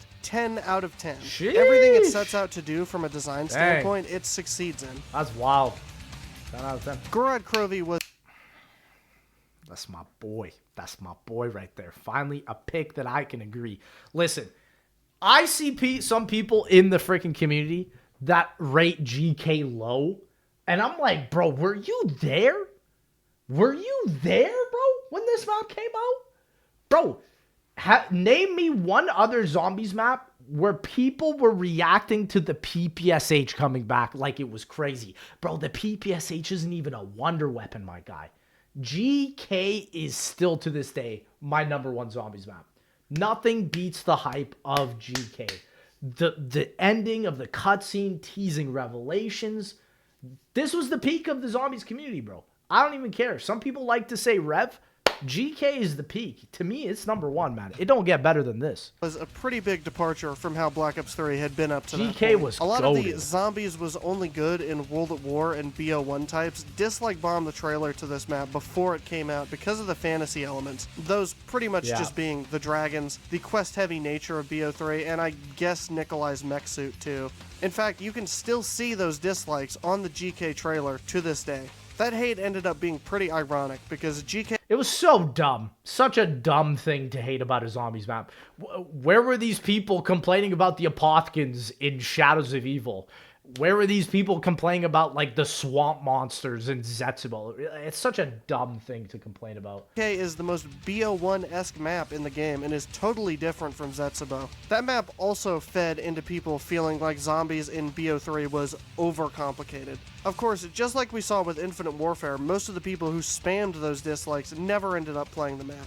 So true. Spitting. Because if they had, they would have quickly realized that GK is a fantastic It's map. a go. The Easter egg, even for gum-chewing scrubs, can still be difficult, hence why a lot of them still complain about it to this day. But I find it extremely fun and replayable. The permanent perks are also the best Easter egg reward in Black Ops 3. I The agree. layout is really well balanced. Even the good training spots can be hard to execute and learn to do properly. The Mark III, while it does cap out in the 60s, can still be useful for high rounds due to the slowing effect. Slowing effect and even shooting the Valkyries, man. Like, GK was so freaking cracked, man. I love this map. The shield is probably the best shield they've ever made and is I agree. arguably the real wonder weapon on this map. Yeah. But there are a few problems for me that hold it back from being top 3. First off, the gauntlet has some design flaws, but more importantly, past round 70, it has a high chance of crashing your game. Yeah, the fact that that never got fixed is tough. A bug that was reported at the time, but never fixed. The Yeah. valve step to start the Easter egg is poorly designed. You shouldn't need external sources just to start the Easter egg. Shout out Cronorium.com, baby. That's not great. Yeah. Honestly, though, those are my only real issues I have with this map. Everything else is great, and even the issues with the Mark III not killing and the gauntlet crashes don't matter if you just plan to go to round 50. Just like with Call of the Dead, the early round experience here is pretty much perfect. GK, to me, is truly the best of Black Ops 3. It's Spitting. GK is so cracked. It is crazy when I see people dog on this map. And then they're like, oh, Shattered Veil is incredible. Bro, get the frick out of here. gonna get Shattered freaking Veil above this map. Get the... Bro. a This is what I mean. Listen, if somebody dogs this map, ask them what their favorite zombies map is. Guarantee you it's something like Shattered Veil or something. 10 out of 10. Faults with Black Ops 3 aside, it's truly a great map. It's actually a huge red flag for me when people say they hate this map. Exactly, bro. Henry, I'm glad we can come to a conclusion and agree on this one. My immediate thought is usually, well, they must be bad at zombies. And more often than not, when I end up playing with them, that suspicion is proven correct. Dude, just get them, Henry. Dude, this is what I love to hear, man. This is what I love to hear. This is I knew the it. single best thing post-2010 lawsuit Infinity Ward has made. Listen, I gotta say, Spaceland is a top 10 zombies map. I don't think I'd put it above GK, but Spaceland is a top 10 zombies map. People get upset when I say that. This map is goated. Goated layout, great boss fight, simple and easy to do Easter egg. Spaceland, it's what IW Zombies was meant for. I wish the rest of the maps were as good as Spaceland. The original MW3, I don't even count because Sledgehammer made most of that game. Granted, that's not really saying much because they now make not just some of the... I do agree. The worst part about Spaceland is the wonder weapons. I agree with you. I wish there were good wonder weapons on this map. I wish the damage was buffed. That is why I really pray one day that a custom mapper makes this map on BO3. I guarantee you, if this comes to BO3, this will be one of the most popular maps ever. Worst COD games ever, but some of the worst shooters I've ever played. I've pretty much lost all hope that COD will ever be good again, in large part thanks to Infinity Ward. What a garbage studio.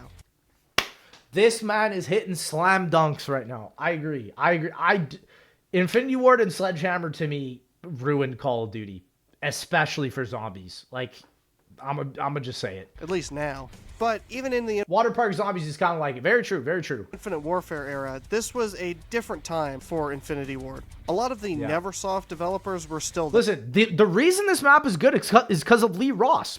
Point blank, end of sentence. There, most notably Lee Ross and Brian Bright, who were the heads of Extinction and would be Brian the heads Bright, of Infinite Warfare Zombies. Now, I bring all this up because many of you may not realize that this map and some of the other IW maps use a lot of Extinction assets, all of which work to this map's benefit. The ammo types, all from Extinction. Exquisite, too, is just Cryptid Slayer ammo. Their experience with Extinction really influenced this map as well. The layout of this map is fantastic. The two currencies, the tokens, and the tickets work really well, unlike the two types of salvage in Cold War. The Wonder Weapon quests are exactly the right level of depth and challenge. The Easter egg is simple and short, but the alien boss fight in Simon Says make up for it by being fairly challenging. I love this map. It is just so sad that the worst part is the Wonder Weapons, because everything else this map does is 10 out of 10, literally. Especially with 4 players. It's pure chaos.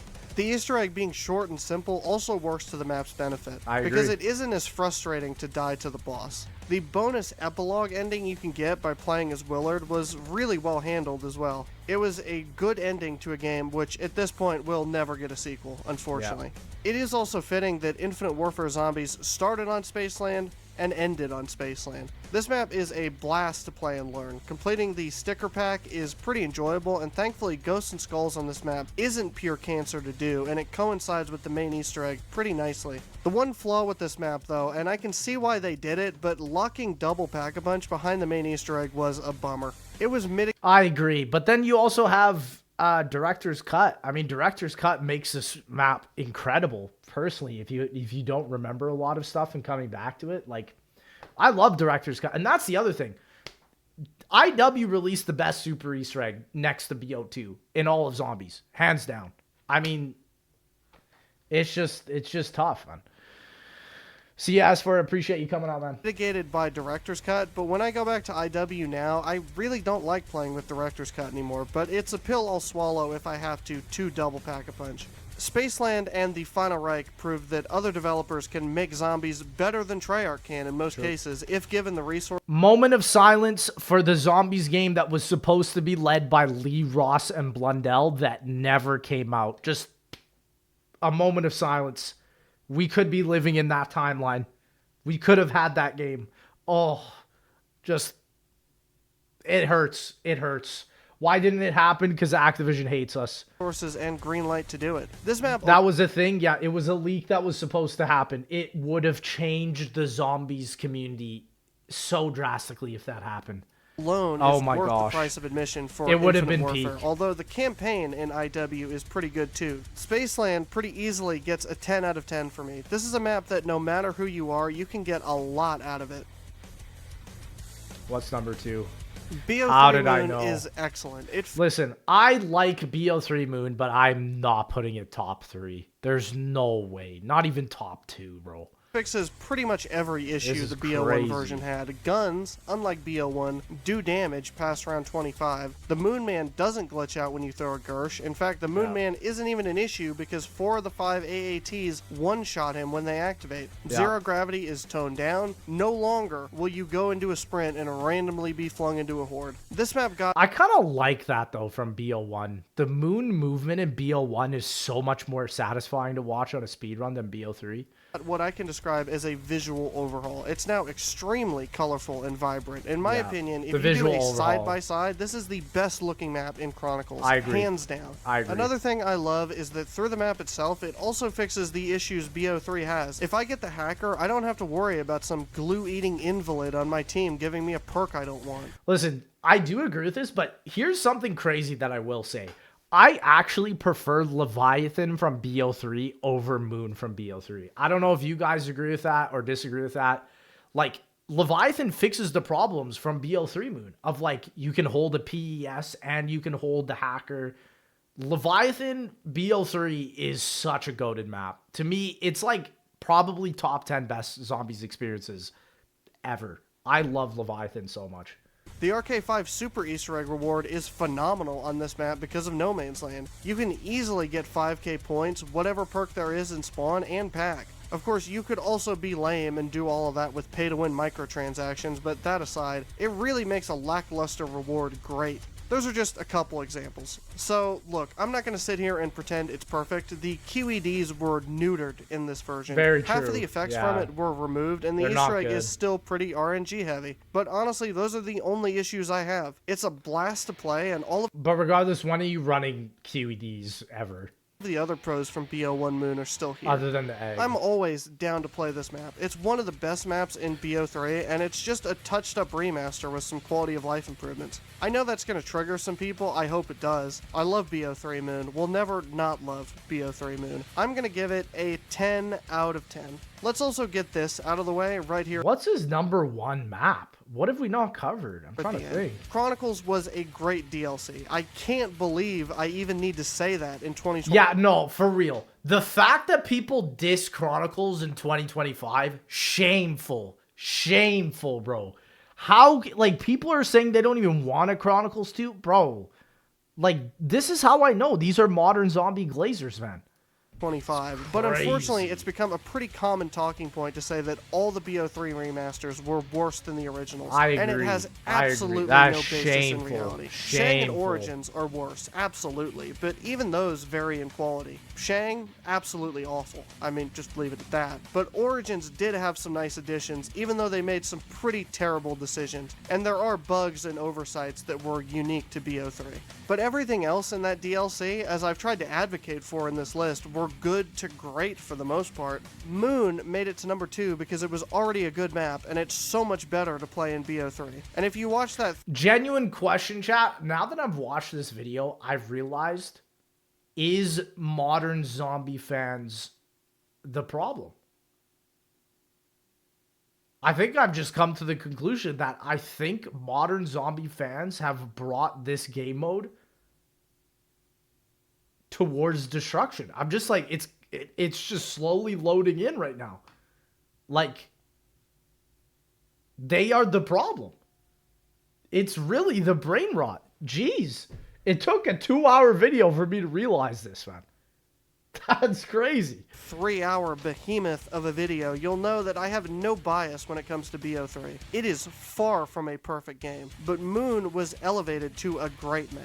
I think Chronicles tries its best and succeeds to make the maps a better experience. I agree. The Mark II and Double Tap 2 being on... Like, dude, if you hate Chronicles, #1, I guarantee the hatred from Chronicles are from people that weren't even there when it dropped. #1. Let's just get that out of the way.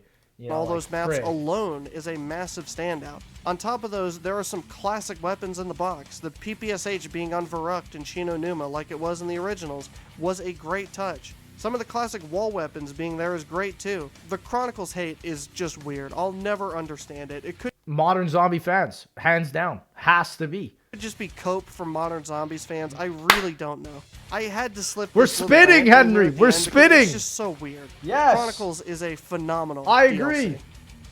I agree. Origins being Okay. #1 may seem like conventional wisdom, but the things I have always loved about this map might be things that people don't consciously recognize. It's interesting because I think Origins BO2 will always be the #1 of the zombies community, just like how the broader gaming community will always say like Ocarina of Time is the #1 game of all time. And I gotta agree. Like, BO2 Origins is a level of a zombies map, in my opinion, in terms of the broader community, that I don't think we've ever hit. Like, sure, you might like another map more. I like GK more, for example, right? But I can't deny what Origins did for zombies because it literally reached an upper echelon that no zombies map has ever hit. Like, Origins was so iconic in that regard. This one zombies map is what made the 3-year wait between BO2 and BO3 tolerable. Origins, single-handedly, was that good. Like, I think people tend to forget that now because they weren't necessarily there or they just don't remember. This map is basically the first real Black Ops 3 map on a better engine with better weapons. It also doesn't commit the sins of Black Ops 3 maps. Origins has a lot of variety, great pacing, good and well-telegraphed environmental hazards, a lot of great rewards, tons of skill expression, even through simple things like getting all 3 of the lightning staff pieces on the tank ride by yourself. This map will never be boring to me. And the speed, like, it always makes sense because, guys, what's the most popular COD zombie speedrun? It's the BO2 Origin speedrun, hands down. The BO3 one as well, but man, when I see people speedrunning this map, it is just something else. Reviving people across the map with the revive stick. Getting around fast in the mud with the Mark II of the Boomhilda. This map too, as mentioned, has great pacing. From getting out of the trenches, turning on the generators, getting staff pieces, you're always doing something and have something in mind. Which is why popping a shopping free in Black Ops 3 pretty much kills the entire map progression and is extremely obnoxious. Thankfully, I don't need to worry about that here. This version of the map is also home to some really iconic glitches that improve the map, to be entirely honest with you. I agree. The skip in the Easter egg to avoid having to put all the staffs in the robots makes the Easter egg flow way better. Getting the Panzer stuck in the trenches is also a classic. Being able to hold 2 or even 3 staffs at once, well broken, was really fun to do. And of course, the elemental knife was also extremely fun, and getting that far into the Easter egg, it made it worth a damn. I should point out I just wish modern zombie developers studied BO2 Origins. Like, don't even look at any other map. Just study what made BO2 Origins so peak. In all aspects. Story, gameplay, mechanics, availability in terms of weapons. Like, this was the blueprint, bro. This is the best blueprint you'll ever get. as well that this version also has elemental punches, and they all have different stats, something that, as previously mentioned, was ruined in the Black Ops 3 version. The KSG, the Scorpion, the Ballista, and the Scar are all featured in this map, and only in this map. They're all fun to use and give you a reason to hit the box. Also, the box guns in this map that are wall weapons have attachments on them, so the feeling you'd get when you'd get a wall weapon out of the box and be disappointed was completely eliminated here. This may have been Treyarch experimenting with the idea of weapon kits before they did it in BO3, but something like this would have been a way better approach going forward, and it's great in this map. Between the new weapons, the Mark II, the great wall buys in the box on this map actually serves a purpose, unlike, say, Der Eisendrache, and of course, BO3 Origins. And that's the other thing, like, without BO2 Origins, you don't have BO3, right? It's like, you gotta respect what this map did.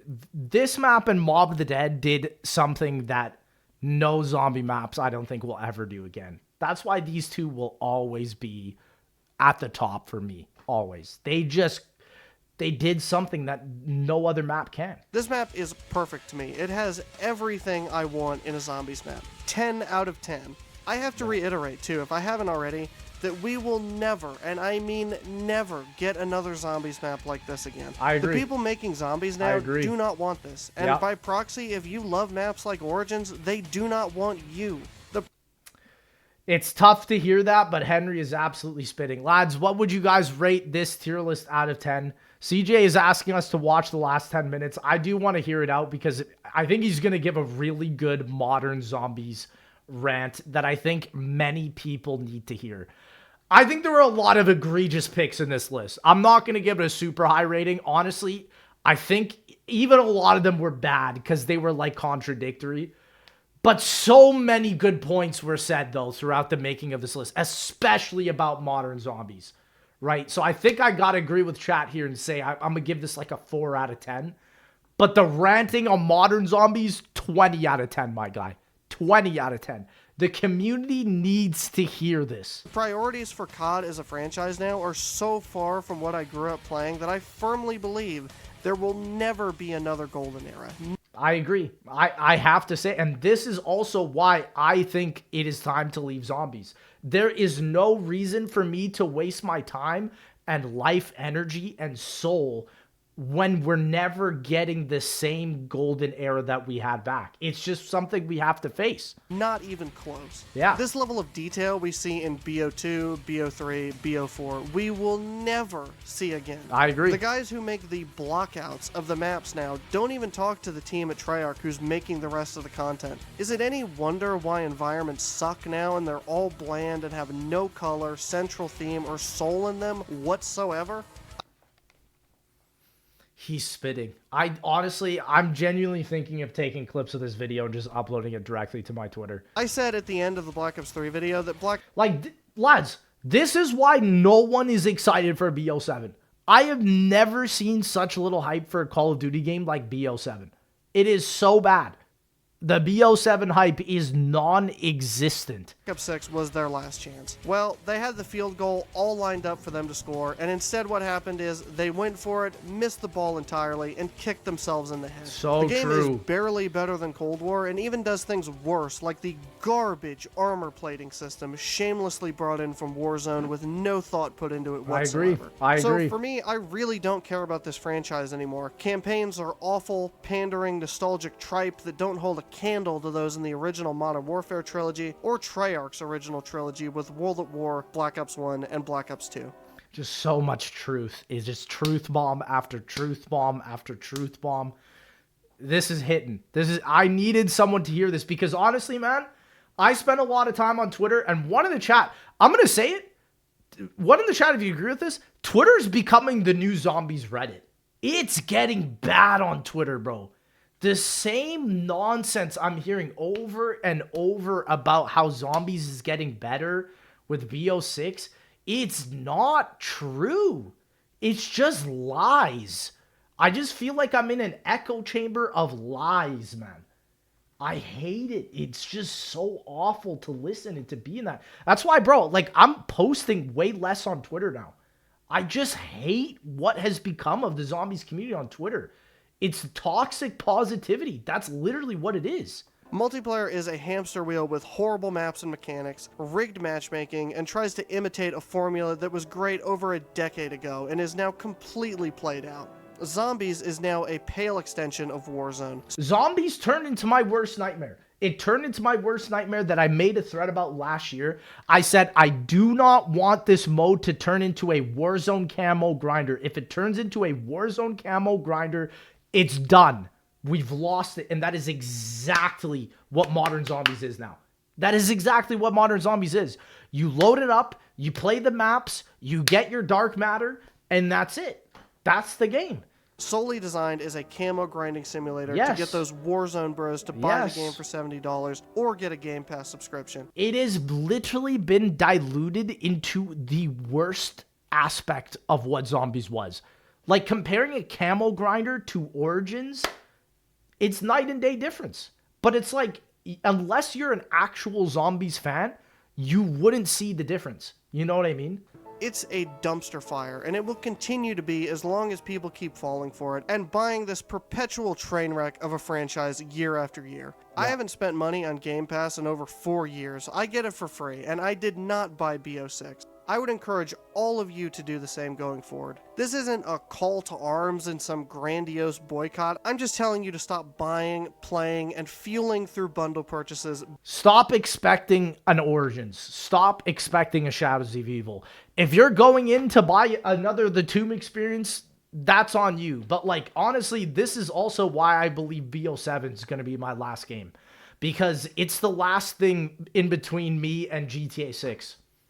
And that's it. COD Zombies, as we know and loved, is gone. And it died with BO4. It's sad to say it. We've been trying to hold on for hope for it, but it's the truth. Bad games that have no hope of ever being decent. Yeah. For the good of us all, please. I agree. Henry's spinning, bro.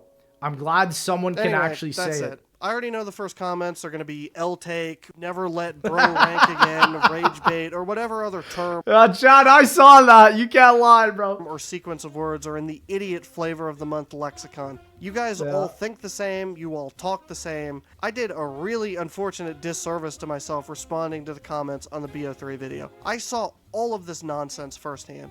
The reason I bring this up is not because people had super valid criticisms or had incredible insights in that comment section that made me insecure or whatever about the video. I think it turned out great. I'm still happy I wrote it, and it managed to get out there and be reacted to by a bigger YouTuber. Let's go, Henry. Listen, I love that. My thing is just like, my whole channel, I always have to say this, is always built upon stating the truth. Because not everyone is going to state you the truth. You think Mr. Dally JD is going to state you the truth? You think Noah J456 is going to state the truth? You think those guys are going to tell you the truth? Nah, man. That's why I will always respect people like CJ. I will always respect Milo, because it's the hard thing to say the truth. And we need the truth right now. By all metrics, it was a success, and plenty of people enjoyed it. With that being said, when it came to criticism, there's one word that came up over and over again, and a whole bunch of people either missing the points entirely, saying my claims are wrong without being able to refute them in any way, or different variations of nuh-uh. Look, I wanted valid criticisms of that video, not from bigger YouTubers, but from hardcore players in the community, or even custom mappers, the people who actually know BO3 very well. What happened in reality is that some of those people DM'd me and told me they agreed with pretty much all of it. I still want somebody with a lot of BO3 experience who takes the opposite views that I do to take apart that video and actually refute it. I'm still waiting. Listen, I agree. The thing is can I just be honest, man?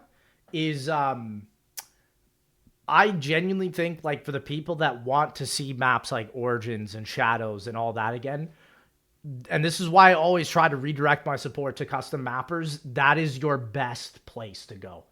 Look at people like Zella and Dobby, right?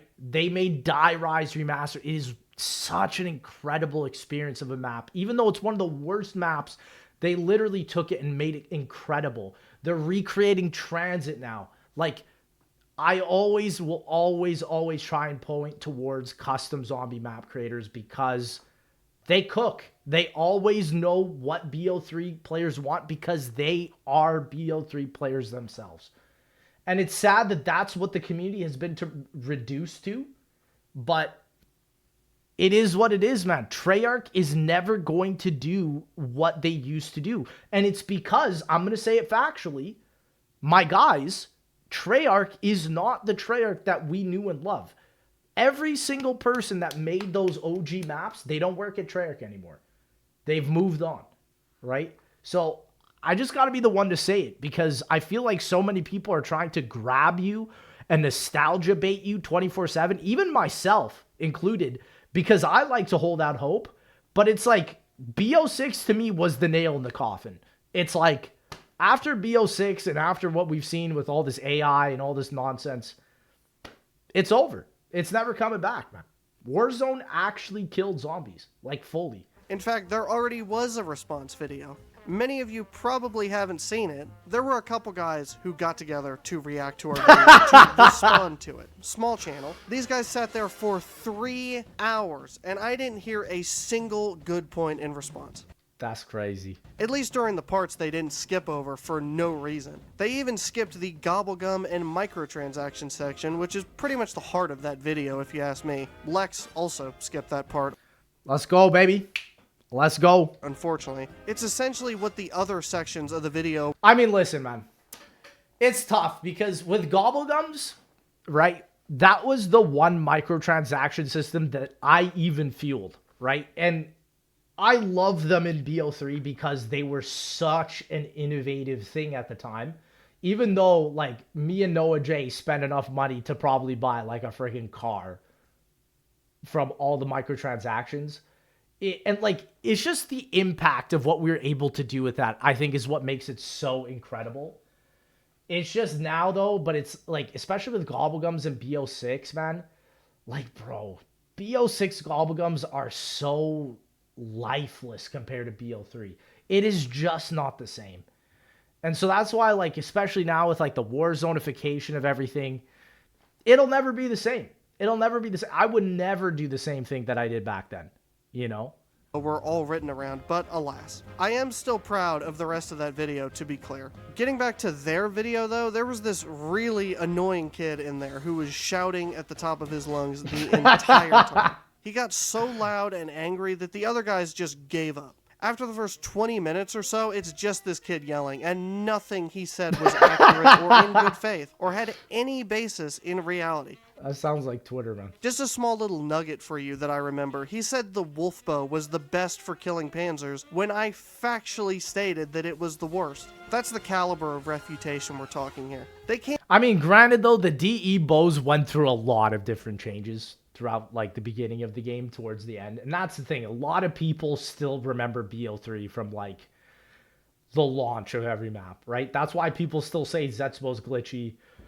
That's why people still say, like, the Storm Bow is, like, always the GOAT, even though it's been nerfed so many times now, right? Like, it's just... it's the way it is. Can't even get facts straight, let alone address the parts of the video that were purely my opinion. It's truly amazing how bad a video can be. It's unwatchable, and most importantly, it's unlistenable. That kid should never be allowed anywhere near a microphone again. I'm gonna leave a link to it in the description. Please go watch it. If you hate our video, then you can go tell that kid he's a genius. Please do. I love this. He's redirecting the hatred. His ego is very big. So big, in fact, that he actually ducked the chance to talk to us several times after the video came out. I don't want you to send hate to these people. Do not do that, please. I just thought it was so amazing I had to shout it out. Now, let's talk about this one word I mentioned. It's in my nightmares. Nitpick.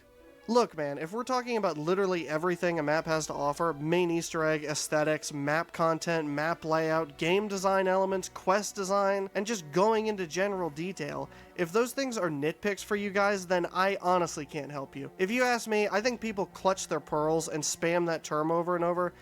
Well, listen, honestly, this is a great point, because I think what happened with zombies is, like, in BO2 and BO3, everyone would come to zombies for a different reason. Some people came to zombies because they wanted a trick shot on Die Rise, if you can believe that. Some people came to zombies because they like the lore. Some people came because they like the Easter eggs. Some people came because they like high rounds. I think now it's, like, so sad because it's very much like you come to zombies to grind camos. That's, like, the base thing. Like, most people that like the old stuff, they'll play for, like, maybe a week, and then they'll be like, okay, there's really not much here, right? And so, in a way, I get why people nitpick. It's mainly just because zombies is really just a shell of itself now. Because they can't internalize criticisms of things they like. And that's why they do that, And they see those maps I laid into as the holy grail. And that term was an easy label for them to dismiss literally everything I said. I didn't take it seriously, I still don't take it seriously, and honestly the whole thing was pretty stupid. If you filter that comment section to look for comments with that term, it's gotta be at least a third of them. You guys gotta be more original, for God's sakes. I'm being genuine when I say I really don't think people in this community actually think for themselves. No, listen, in a way, I actually do agree with that. I do agree that a lot of people do hive mind a lot of the time, especially with Twitter, for sure. Twitter has made things really bad, just because it's a very small community of very loud voices that creates an echo chamber of just not the actual way that most people think, right? So it's very true, but that is more of an issue of the internet, in my opinion. There's like a doctrine of preordained opinions from different sides of this community, and then there's people who deliberately try to be special snowflakes and say they enjoy things that are genuinely awful. I'm sure the very people I'm criticizing right now will claim I did that with this list. That's why I coined the term hive mind. This is the most... It's true. It's true. And listen, I've always tried to encourage people to be honest with themselves. I'm very vocal about the way I think, just because it's like... I mean, it's the way I am. I obviously grew up with these games from the beginning. I feel like we've evolved, obviously, in great ways, but also in not so great ways, for sure. Insincere and insecure gaming community I've ever been a part of. Very true. No, very true. I'm going to just say this outright. The BO3 community, the Zombies community 10 years ago in BO3 was way better than what we have now. I'm sorry if that offends you, but it's the truth. The Zombies community in 2025 has been the most toxic, the most outright awful. I just see certain people on Twitter, right, that just talk horribly about all zombie YouTubers. Not a single cent of positivity. They don't actually acknowledge them for any of the work, any of the time, any of the soul that they put in. it's like sometimes I even wonder why I'm even doing that, you know? And honestly, if I were to be honest, that is partly the reason why I don't want to be a zombies YouTuber anymore. Because the people that I grew up with encouraging and trying to make incredible videos are the same ones at my throat. Like, chat, I've blocked on Twitter now thousands of these people. Thousands, literally. And they are still talking about me to this day. Even though I have them blocked. Even though I want nothing to do with their interactions, right? So I fully agree with Henry in this regard. There are some absolute degenerates on the zombies community right now. And it's like these people just need to get a grip of reality because it's sad. The people that helped build this community up are the ones that are getting the most flack. And also the people that are saying that they're doing the most are really the ones destroying it. And the YouTubers are at the top of it. And you know how the saying goes, the fish rots from the head on down. Their prescribed, pre-built infrastructure of opinions are a cancer on this community. Listen, I as a YouTuber myself, I have to agree. I think there is a lot of people that just don't actually critically think their own way. So while I don't agree with fully like going against all zombie YouTubers, I think there's the sides. I think there's sides for it, right? There's some people that genuinely do try their best to construct the community in a good way. But there's also a lot of zombie YouTubers that are like, oh, I'm doing so much for the community, but that are actually just doing the worst thing possible. So, and that in and of itself is, I think, also why the community has not only shrunk, but also kind of become gatekept, right? And you don't see a lot of, like, for BO6, for example, I can't name you one new zombies YouTuber that came into the scene. I genuinely can't from BO6. And that is like a telltale sign for me of like a game that failed in the community wise, you know? My broader point is, think for yourself. Do you really love DE and Shadows? Are they actually top 5? Is That's BO4 true. really the worst zombies game ever? It's true. Listen. It's facts. I agree. I think people should have their own basis of thought. Personally, to me, I will always think of BO4 as one of the worst games, regardless, right? Like, I'll always also think of DE and Shadows as some of the best maps, right? But it's not just because I've hive-minded. It's because I literally lived it. I was there. I was the first person to ever play DE ever, okay? I got Shadows of Evil 2 weeks before any of you guys did, right? If anything, I know, right? I was there. I was at the BO4 pre-reveal event. I was there. That's what I'm saying. Like, it's not that I'm making a hive mind. This is my experience, right? Is Spaceland the only good map in IW? Is the Final Reich the only good map in World War II? I respect that he has the gall to go up and say it. Those are just some examples. Please try, and I mean try, to remove all biases and experience things as fresh as humanly possible. If there's anything to take away from this list, it should be that. Yeah. So yeah, going back to that idiot lexicon, this is the crash out part of the video, guys. No, I respect it. I respect it, Henry. You gotta speak your truth because so many people in this world are not right now. Henry is crashing out. So look, before I crash out any harder, I've got to get out of here. I had to sneak in an unhinged rant at the end. No, this is good. I did it in the BO3 video too. Can't wait to see the comments on this one. It's going to be great. Thank you all for watching all the way up to this point, whether you enjoyed it or not. I didn't think anybody would. It has been an honor, and until next time.